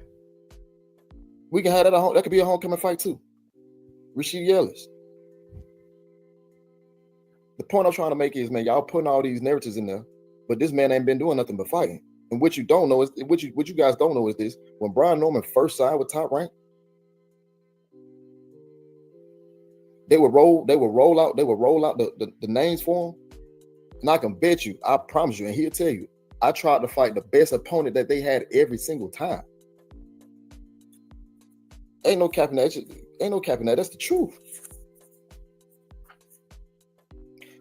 So I'll be wanting to ask this question to y'all, Boots fans. Why y'all don't be pressing Boots? Like right now, why y'all not pressing Boots? Good question. Why aren't the bootlaces? Why aren't y'all trying to tighten up on Boots? Why? Why y'all don't want to tighten up on Boots? Mr. I want to fight in my backyard, Philly bound. Y'all don't know nothing about me looking weight drained. I made it easy on y'all ass. But all of a sudden, I'm done 28 years old, man. 28. You sure, man? You capping, man. You still got a couple more days before you turn 28, man. This dude up here talking like, when you hear a woman talk about them getting older. Oh my God. Cynthia, I never thought I'd see the day when I turned 28. God strike me down. I'm turning 28, man. Oh my God, I'm getting old. I feel menopause. Come on, bro. Dude been talking about, he said it like in YSM, like, I think I counted like 28 and a half times, man. For real. This dude kept on talking about 28. Why aren't y'all tightening up those laces, man? And say, you know what? I don't agree with what you just said, man. Stuff ain't adding up. You said you made it easy when people saying you was weight drained, but now all of a sudden you got to move up to 154 with a sense of urgency. Y'all try to act like, oh, let's lock them in to a contract prior to them going overseas, but yet a lot of people don't understand why you even waited to that moment to make the announcement of moving up to 154. Why y'all not pressing Eddie Hearn? Why y'all not pressing these other media members for these hard questions? Why aren't you? For Boots. Because it's all the energy for the Normans, but when it comes to Boots, y'all don't have that energy. I'm just trying to figure it out because from what I see, and there's some people who agree, and it's gonna be, listen, it's gonna be some people to agree. It's gonna be a lot of people who don't agree, and that's totally fine. I'm cool with that. But you can't sit here and tell me that shit didn't look funny the other day, that what they did. Talk to him, man. Why would you say you're going to 154 the day before the fight? Talk to him, man. Why? Brother, it was May 16th. It was, brother, listen. Boots, Bozy, Mill City, YSM. It was May 16th, and y'all know this information. It was May 16th when Eddie said that. If you knew you was going to 54, and like I said before, Bozy, at the end of May, told a specific coach that they was going to 154. From May 16th up until June 19th, why didn't y'all been announced that y'all was going 54? Why ain't nobody pressing Boots and asking him that question? Why do it the night before? But y'all been knew y'all was going 54. Why wait? Why wait? Ain't nobody asking those questions. But well, man, Tay Jones capping. He affiliated with the LDBC. All they do is lie. Oh, big cap. Since Wilder ain't popping, he trying to get with Brian Norman. Bro, come on, man, stop all that shit. Man, at the same, bro, I've been knowing Brian since that kid was 14, 15 years old. Bro, it's 2025. That's shit, 10, 11 years. What are you talking about? Stop the cap. Stop the cap. Y'all know this ain't information. Y'all stop the capping, man. Is Jerron Boots lying? Is he lying? That's the question I have. Is he lying? Because again, like I just said, May 16th was the date that Eddie said that. I know for a fact the coach told me at the end of May. And we also know for a fact June 18th is when he dropped that video saying that he's going up to 154. Bruh, you waited a whole month to go up to 54?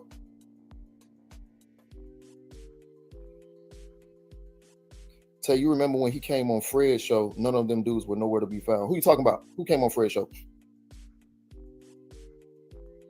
So you mean to tell me from May 16th to June 18th, bruh, May 16th to June 16th is a month. So you waited a whole month?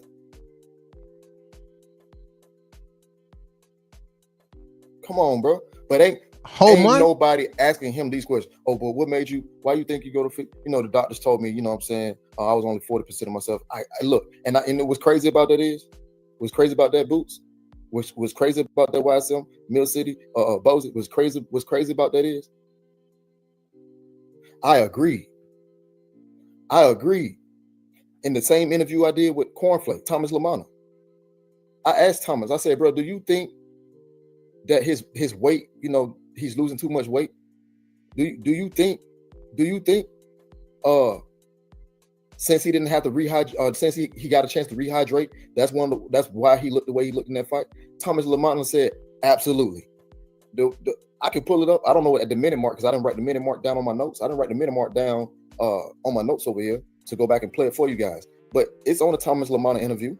He said that. He said, I got it. He said, that's it. You're right. You hit it right on the head. That's exactly what he said. And he went in and talking about how Boots looks so much better with weight on him. And he think that Boots has been cutting too much weight.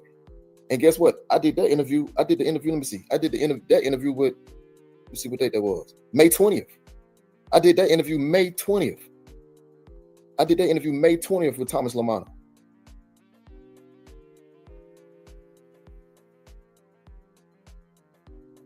And still don't got a fight locked in at 54. So you mean to tell me you waited a whole month and you've been on this? And what was the point of Eddie trying to lock in a fight with Norman before he went to Japan, knowing he was gonna go up to 154? Why ain't nobody pressing them and asking them those questions?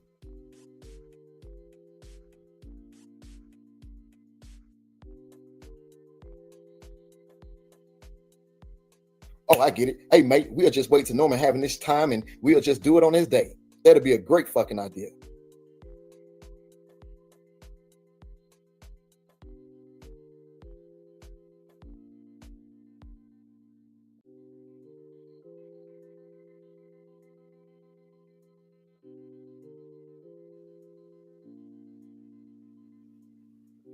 Bro, you see how God worked? That man went out there and knocked that man ass senseless. And what they tried to do, Didn't work. That knockout put all the fire out. No. Let me get back to people discrediting Brian Norman's opponent. I got questions. Like I said, I got questions. These questions need to be answered. Did Boots have or had a KO ever like Norman's knockouts?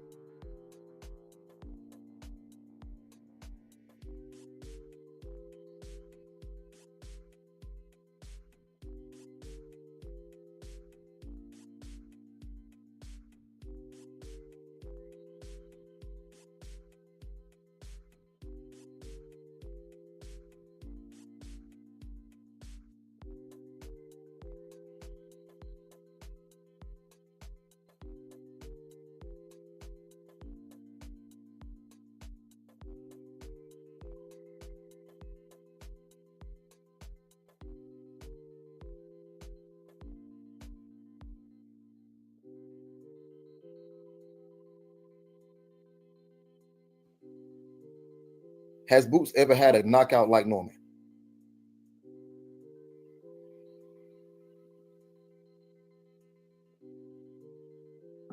Does Boots have a knockout like Norman? Any knockout like Norman?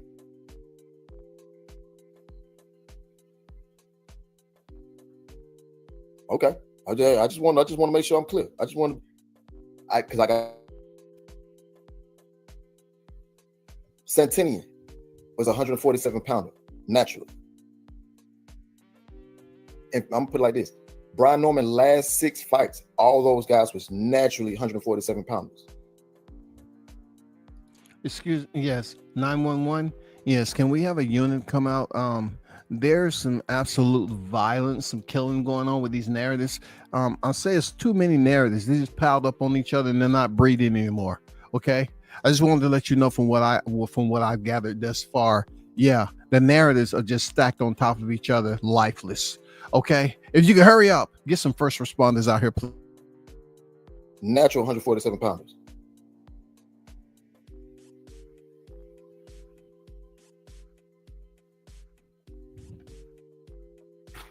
Hold on.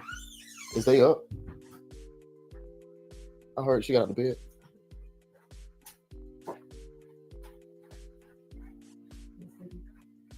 So, again, like I said before, I'm sorry, my daughter just woke up. So, with that being said, right, all that was natural 147 pounders. Romain Villiers came up from 140. I think his first fight at 147 was against Rashidi Ellis. He didn't fight Boots until his second fight at 140, 140 pounder. Sergey Lipiex came up from 140. Custio Clayton, he came up from 140. Who was Thomas Delorme came up from 140.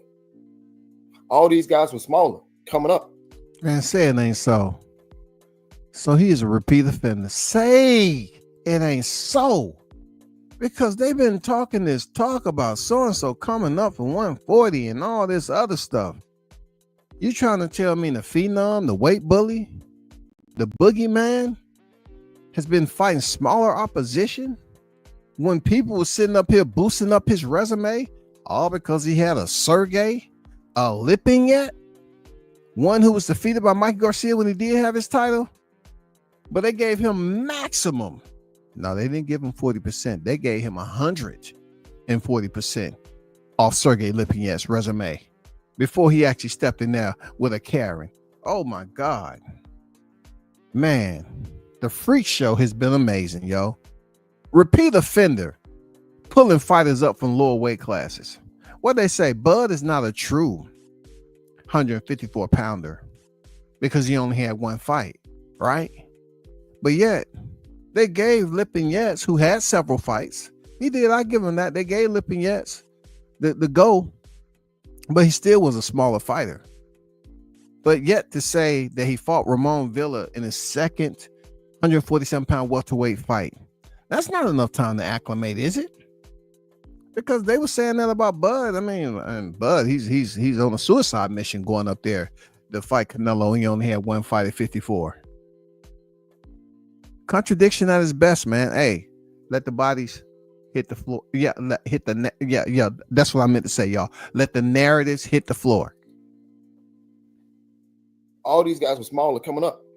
So when I get on here and I hear these guys talking about the resumes and trying to discredit the fight, bruh. As much as could have been said, all these guys that Boots was fighting was coming up from 140. I could have said that.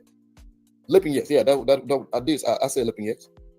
I could have been said or called that shit out. Guess what Tay did? Just talked about the fight. I didn't even care that the guy came up from 140. I never said anything, but I do know the last 6 opponents that Brian Norman fought, all those guys was 147 pounders. In fact, the very first fight since he got with Top Rank, all those guys been 47 pounders. Are you not entertained with the facts? Somebody should be, because you have too much biasness going around here based off a failed negotiation, a negotiation that Tay has made perfectly clear the fight was never going to happen. And he provided the provisions that you can locate yourself, do your homework as to why the fight was never going to happen. So is basically spreading the word of truth amongst these YTC straights that's full of goddamn navish, nefarious characters that's willing to push bias ass narratives. I will put the link to this live stream for you all. You know what I'm saying? Those of you to check out his live stream, but I have to move on. I have just dropped it in the chat. So you go over there and check out the full video on your own time.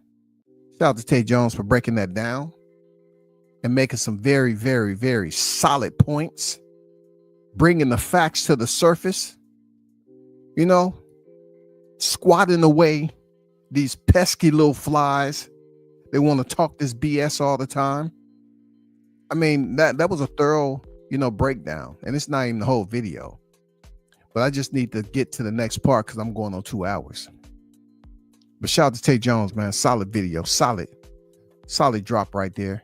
I put his link to his video in his chat. Go check him out on his channel, and so you can get all the information for yourself. Next, I want to talk about something that I felt that was, once again, it wasn't in the best interest, man, of Brian Norman Jr. coming off this Jen Sasaki win. Like, majority of the people that I say criticizing this man is black.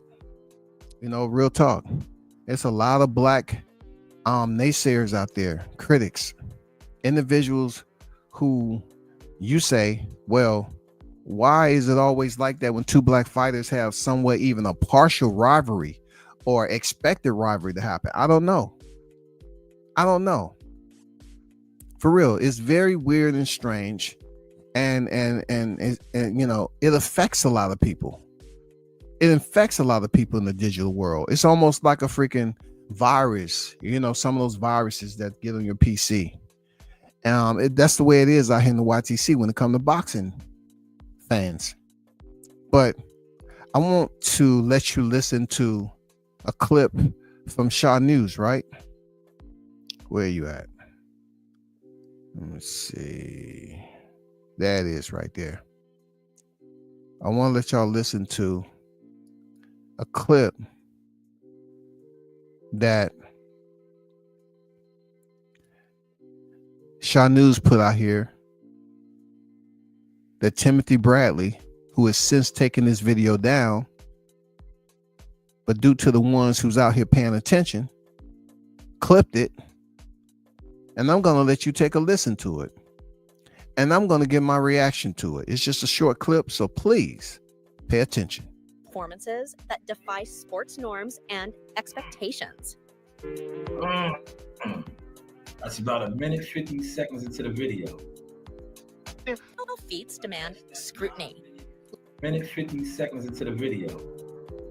But I'm just saying, these last 3 performances you've been putting on, bro, damn, in any other sport, hey, they coming after you. If you in NFL, jumping over motherfuckers, doing the things you doing, this type of shit in the ring, but you doing it on the field, bro, look, they testing you. Oh, yeah. Ant going for a dunk, and he getting tested the next morning. Bro, you got to get tested, bro. Exceptional feats demand scrutiny. What was Timothy Bradley implying?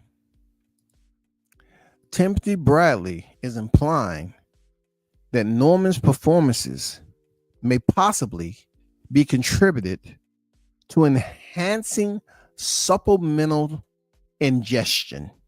Okay? Enhance supplemental ingestion. All right?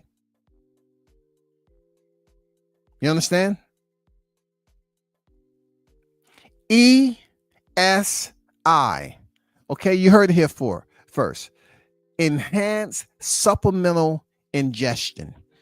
Timothy Bradley is trying to imply that the performance value of Brian Norman Jr. should be in question and also should raise flags for him to basically have an appointment with the anti-doping agency.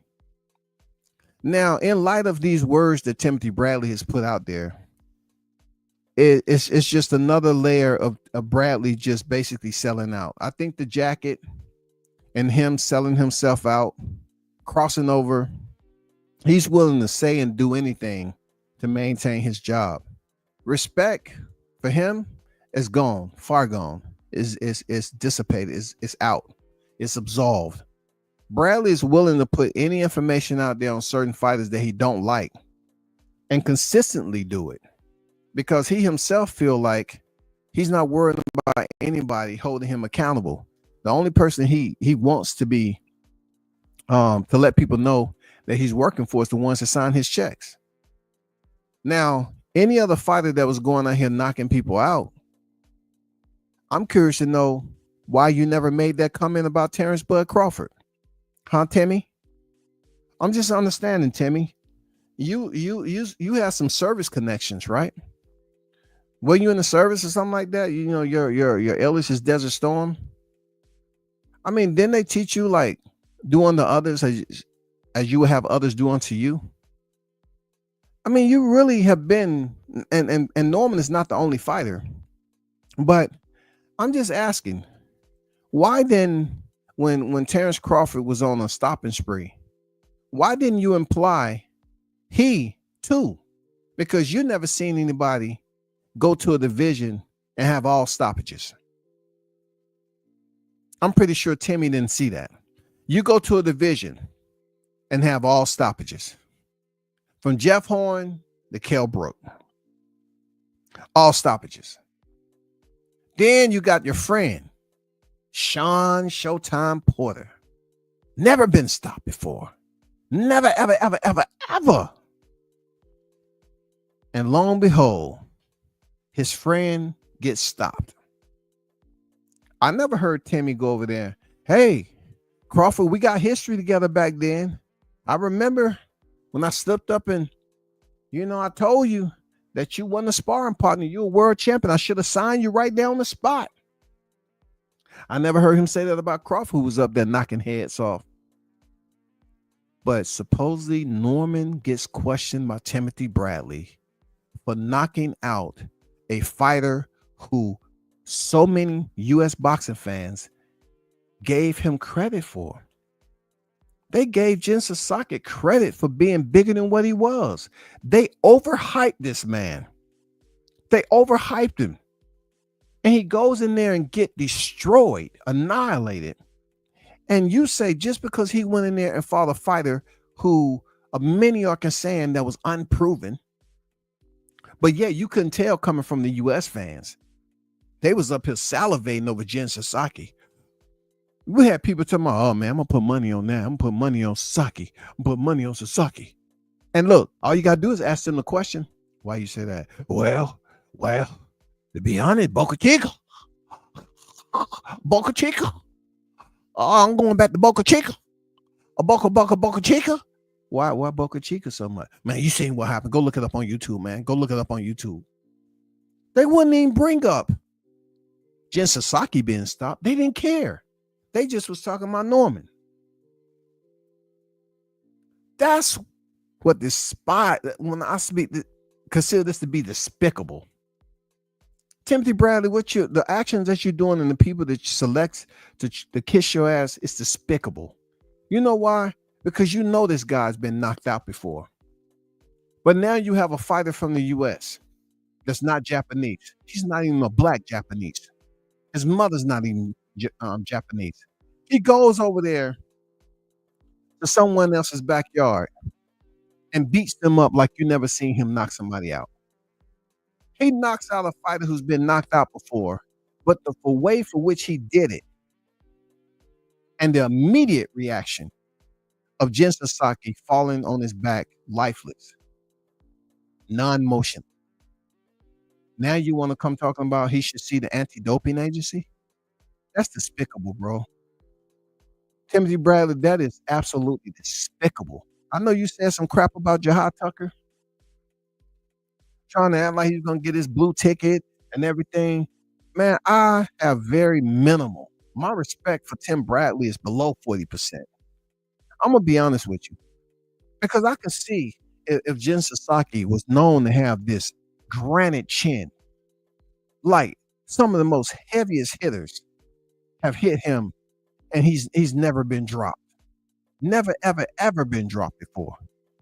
But you're talking about a guy who's already been stopped.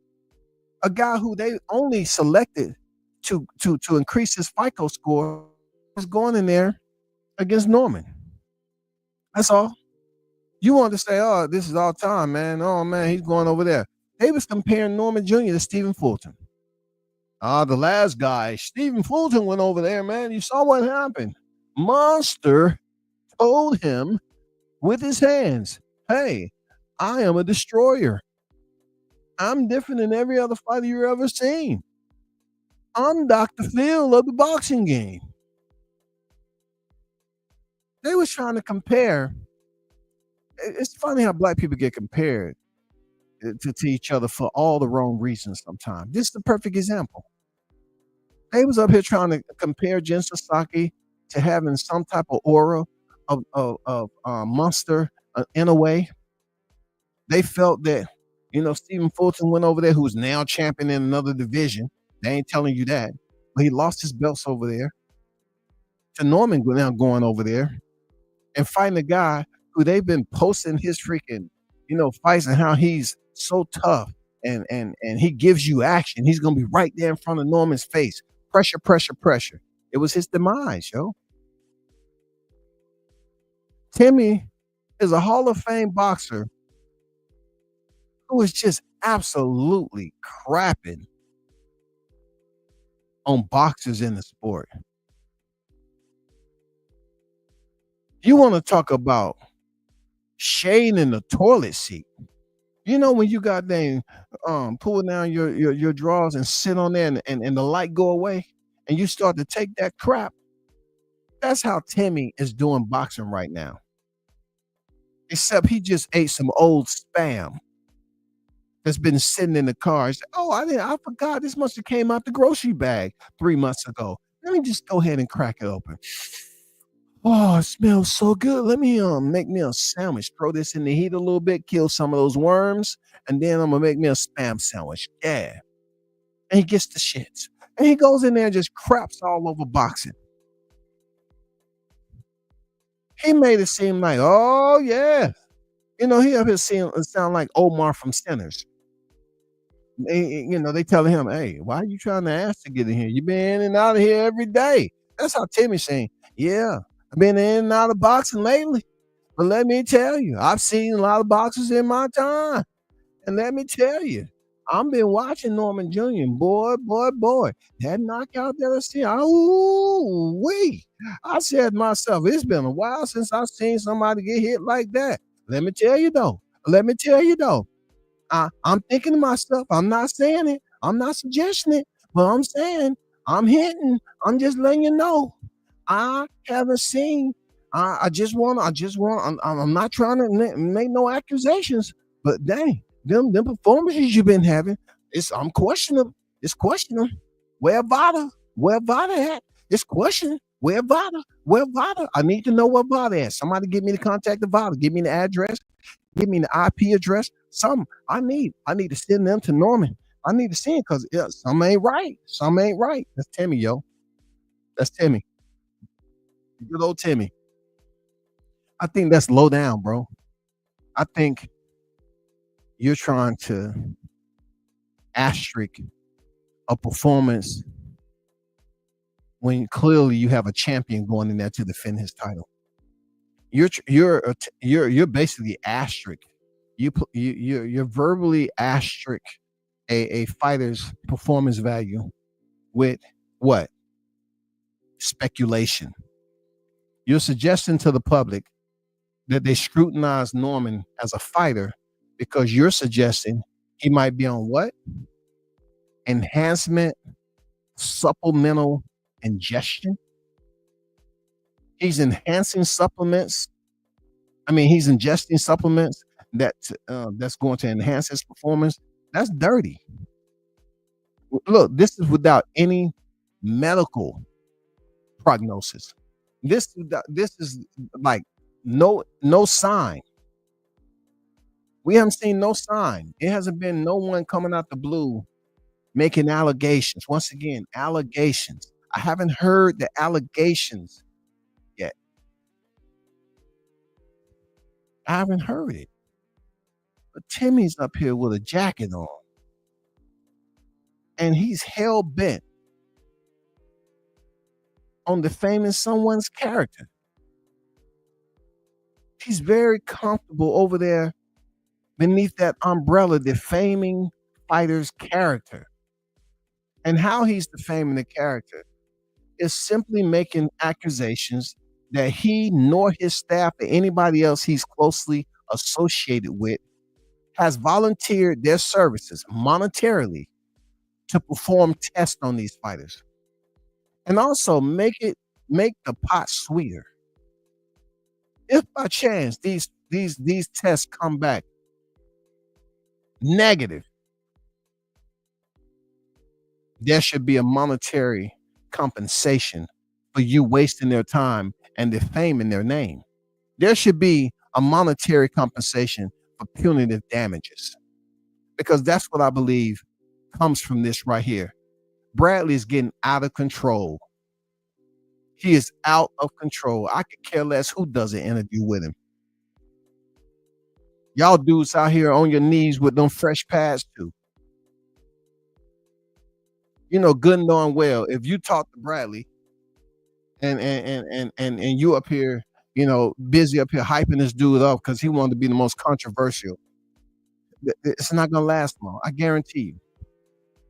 He's trying to be the Stephen A. of boxing. He's trying to make sure he crap on enough boxers to get controversy, always coming to the promotion he works for and always coming towards him. This dude will be up there on a soccer field, whatever who he's waiting on. And he would post a video so people could start talking about it, and then get in front of somebody's microphone and believe we should respect your boxing analysis. You're basically suggesting that Norman is dirty. And nothing has given you the idea, but you do have fighters who are dirty that you don't dare speak on.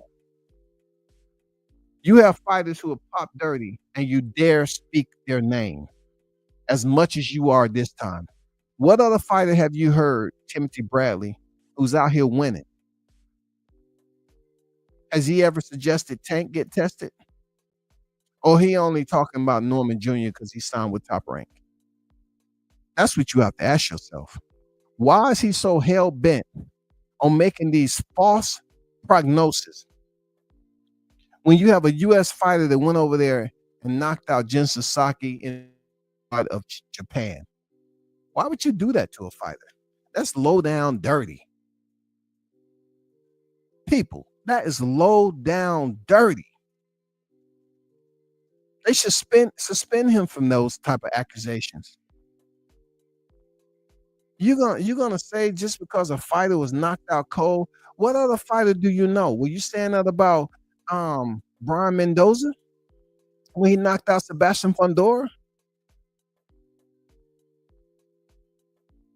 Were y'all saying any of that when these fighters are getting knocked out and their name ain't Brian Norman Jr.? Who else has been out here knocking heads off? And old Timmy didn't talk about it. I never seen Timmy say that about the heavyweight division when all them heavyweights are getting knocked out. Did you say that about Francis Ngannou? Did you say that about Joshua? Francis Ngannou get knocked out by Joshua. Did you say? I ain't never seen Joshua knock somebody flat out cold like that. They need to send somebody over there to check on Joshua. I never seen it happen at all. I never seen it. But he's going to say, it's just the way he did it. It was so disingenuous. He tried to make it seem like he was in awe of the performance value and how he closed out Sasaki, but then turned around and bled it into, yeah, somebody should be at his door testing him because I just don't think it's something that he's capable of. That's low down right there. That's low down and dirty. I ain't gonna lie to you. Anybody who don't believe and go opposite of that, you know, to each his own, whatever, but F you. Because that doesn't make any sense at all, man. That's just dirty. Shout out to Blue in the building, man. You know what I'm saying? Shout out to you, man. Salute to you. Shout out to Mr. Gumbo, a.k.a. Hot Grease, man. Match Puma on deck. What's good with it? Hope all is well out there in the streets, Gumbo. Be safe. Puma on deck. What's good? Thanks for them clips, man. I definitely check them out. You know, your son got mad potential, man. Unlimited potential out here in these boxing streets, man. Thanks for the clip. Conquest on deck. What's good? OG Bruce Cats, Boxing Jazz, and more. Salute to you. Shout out to the News by Shot News Sauce Experience. That was his clip. Timothy Bradley. Appreciate the info, man. Thanks for then clipping that up, man. Hey, thanks for going fishing. Hey, you fished that while it was still out there on the surface flopping around. You made sure you put that in the goddamn cooler. You made sure you put that clip in the cooler, boy. You want to talk about media work. You want to talk about media work. Now, that's how you do it, boy. You know some may not be here in 30 minutes. Let me hurry up and clip this. Let me hurry up and clip this right here. You know what I'm saying? But I just had to put that out there about Timothy Bradley saying what he said because it was disrespectful and beyond. It was, man. It was. You're introducing, you know, this malicious type of narrative for others to hear. Others who may have respect for you being a Hall of Famer, former world champion, all this other stuff. But bro, you have sold all the way out. You have targeted black fighters beneath the umbrella of the same promotion that you are commentating for. And you have been relentless and continue to make them look a certain type of way. If you think they're not performing well and they should be cut from the organization and they do everything wrong in your eyes, to a fighter who went up there and delivered a devastating knockout, only to hear Timmy come back and say, I don't know what Vada at. I don't know what Vada at now. Somebody should be aware of this. Who does that, yo? Who does that? Listen to this dude, man. It's messed up. Listen to it one more again. Let's dissect performances that defy sports norms and expectations. That's about 1:50 into the video.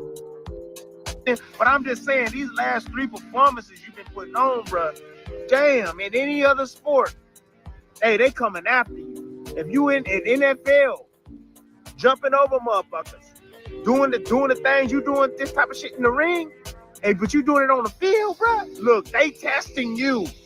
Oh yeah, Ant going for a dunk and he getting tested the next morning, bro. You gotta get tested, bro. Exceptional feats demand. Yeah, you got to get tested. Say Timothy. He didn't say that about Inouye. Inouye can knock guys out all the time. You never hear Timmy speak about it. You never hear Timmy speak about it. You're not going to hear him talk about the Japanese fighters. You're not going to hear Timmy talk about it, bro.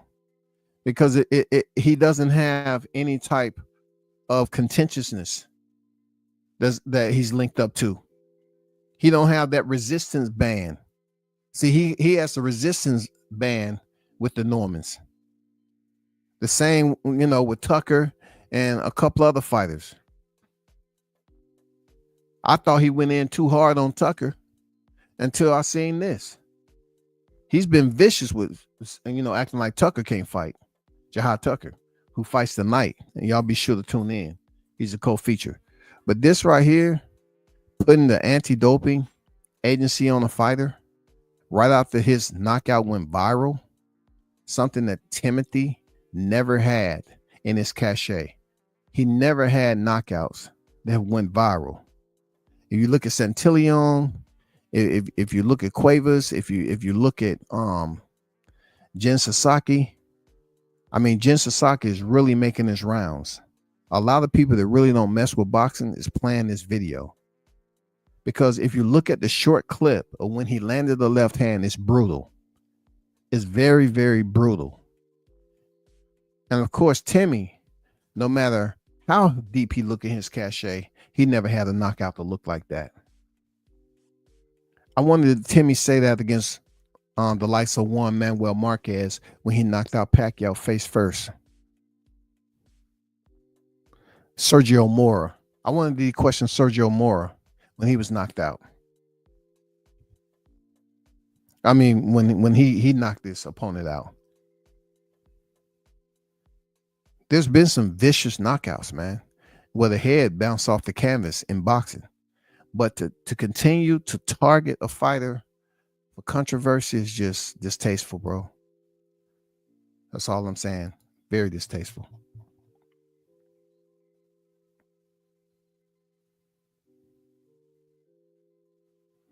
No, he didn't clear nothing up, man. No, he didn't clear nothing up. The first video clearly states every part of what his mentality was on. Every part of what his mentality and his intentions was in the first video. Not I'm getting backlash and now someone has spoken to me. 87, you're doing it no justice by coming over here trying to defend and advocate for that guy. His first video was his genuine thoughts. He put it out there. It's no excuse for a fighter, Hall of Famer, a commentator, a former world champion, to come over here and speak on the boxer's name the way he did, right? The way he did, and then say what he said in one of the most highlightable moments of freaking Norman's career, overseas, internationally, in somebody else's backyard, and to suggest, you got to look at the landscape, and to suggest that other boxers have knocked out a fighter in brutal fashion. And Timmy has never said, they need to do it. They need to test them. When Caleb Plant knocked out Darrell, he was sitting there lifeless. He was laying there lifeless, just like Jin Sasaki. I never heard Timothy Bradley say somebody need to test Caleb Plant. Somebody need to test him. I never heard that.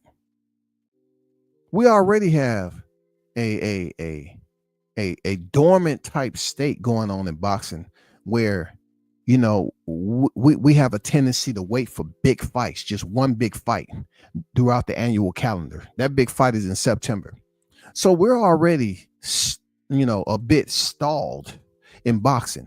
But when we do have bright moments like this, and then to hear a so-called respected jacket wearer, a jacket holder as Timothy, come out here and thrash someone's performance, just throw mud and smut and fecal matter all on this man based off a knockout, that there's been other fighters that did the same thing.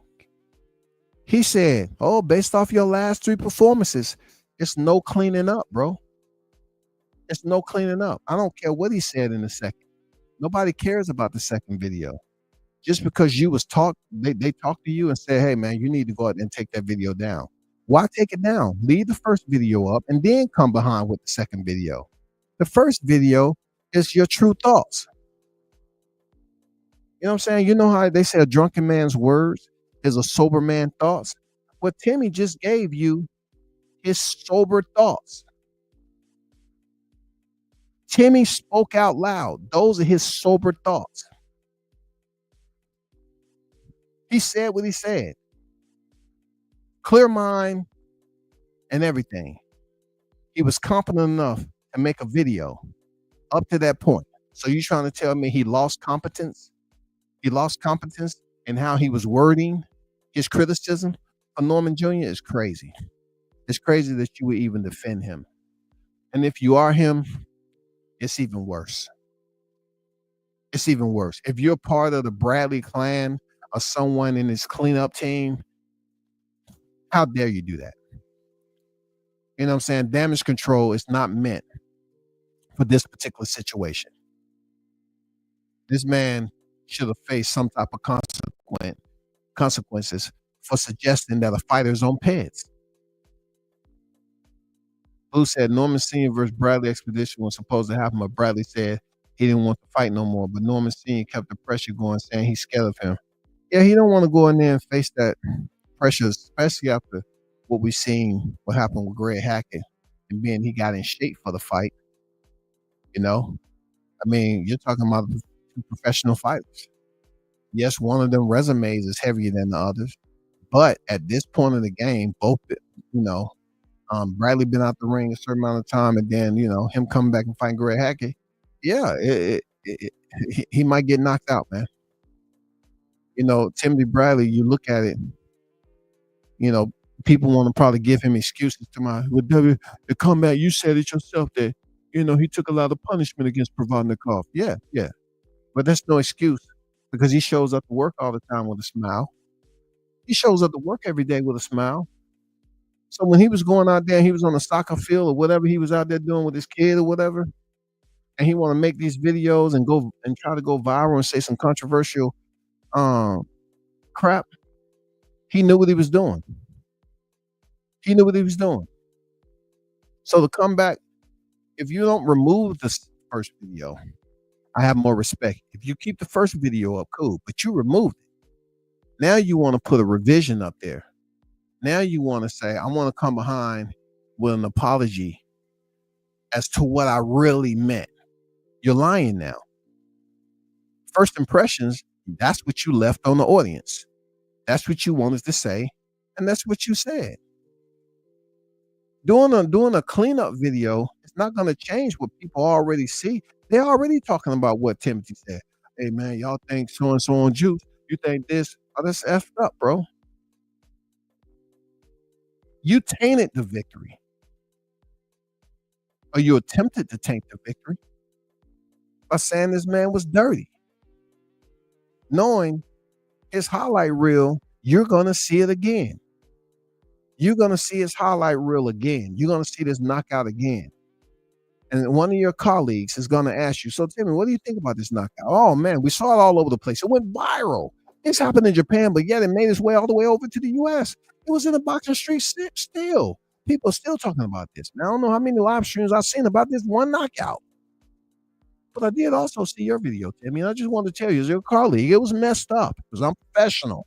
And you as a Hall of Fame boxer, for you to make those type of comments, it's just unacceptable. I thought you should have been suspended without pay for at least about 90 days. Solid. Hard labor. You should have been made to clean the stalls of the arena before the fight kickoff. By yourself, solo, dolo, independent. No gloves on. Clean those toilets. Scrub. So you'll know when you shit on somebody else's name, it's not cool.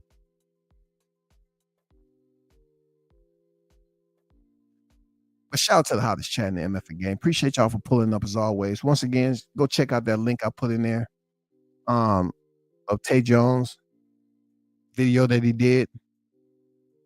It definitely breaks down a lot of what has been going on in the past several weeks about Norman Jr. and Jaron Ennis. You know, John Ennis, he made it easy for y'all. All you have to do is collect the information. All the information is out there. He dug Norman. Not only that, the $20,000 is very, very important to know that it was non-refundable and had to be submitted in a timely manner. Okay? Or else, the mandatory, they stripped Jaron Ennis of that IBF title. And you know how bad that would have looked if he stripped it from Crawford and it gets stripped. Oh, y'all already know the deal. Until next time, y'all hold it down. I'm out. Peace.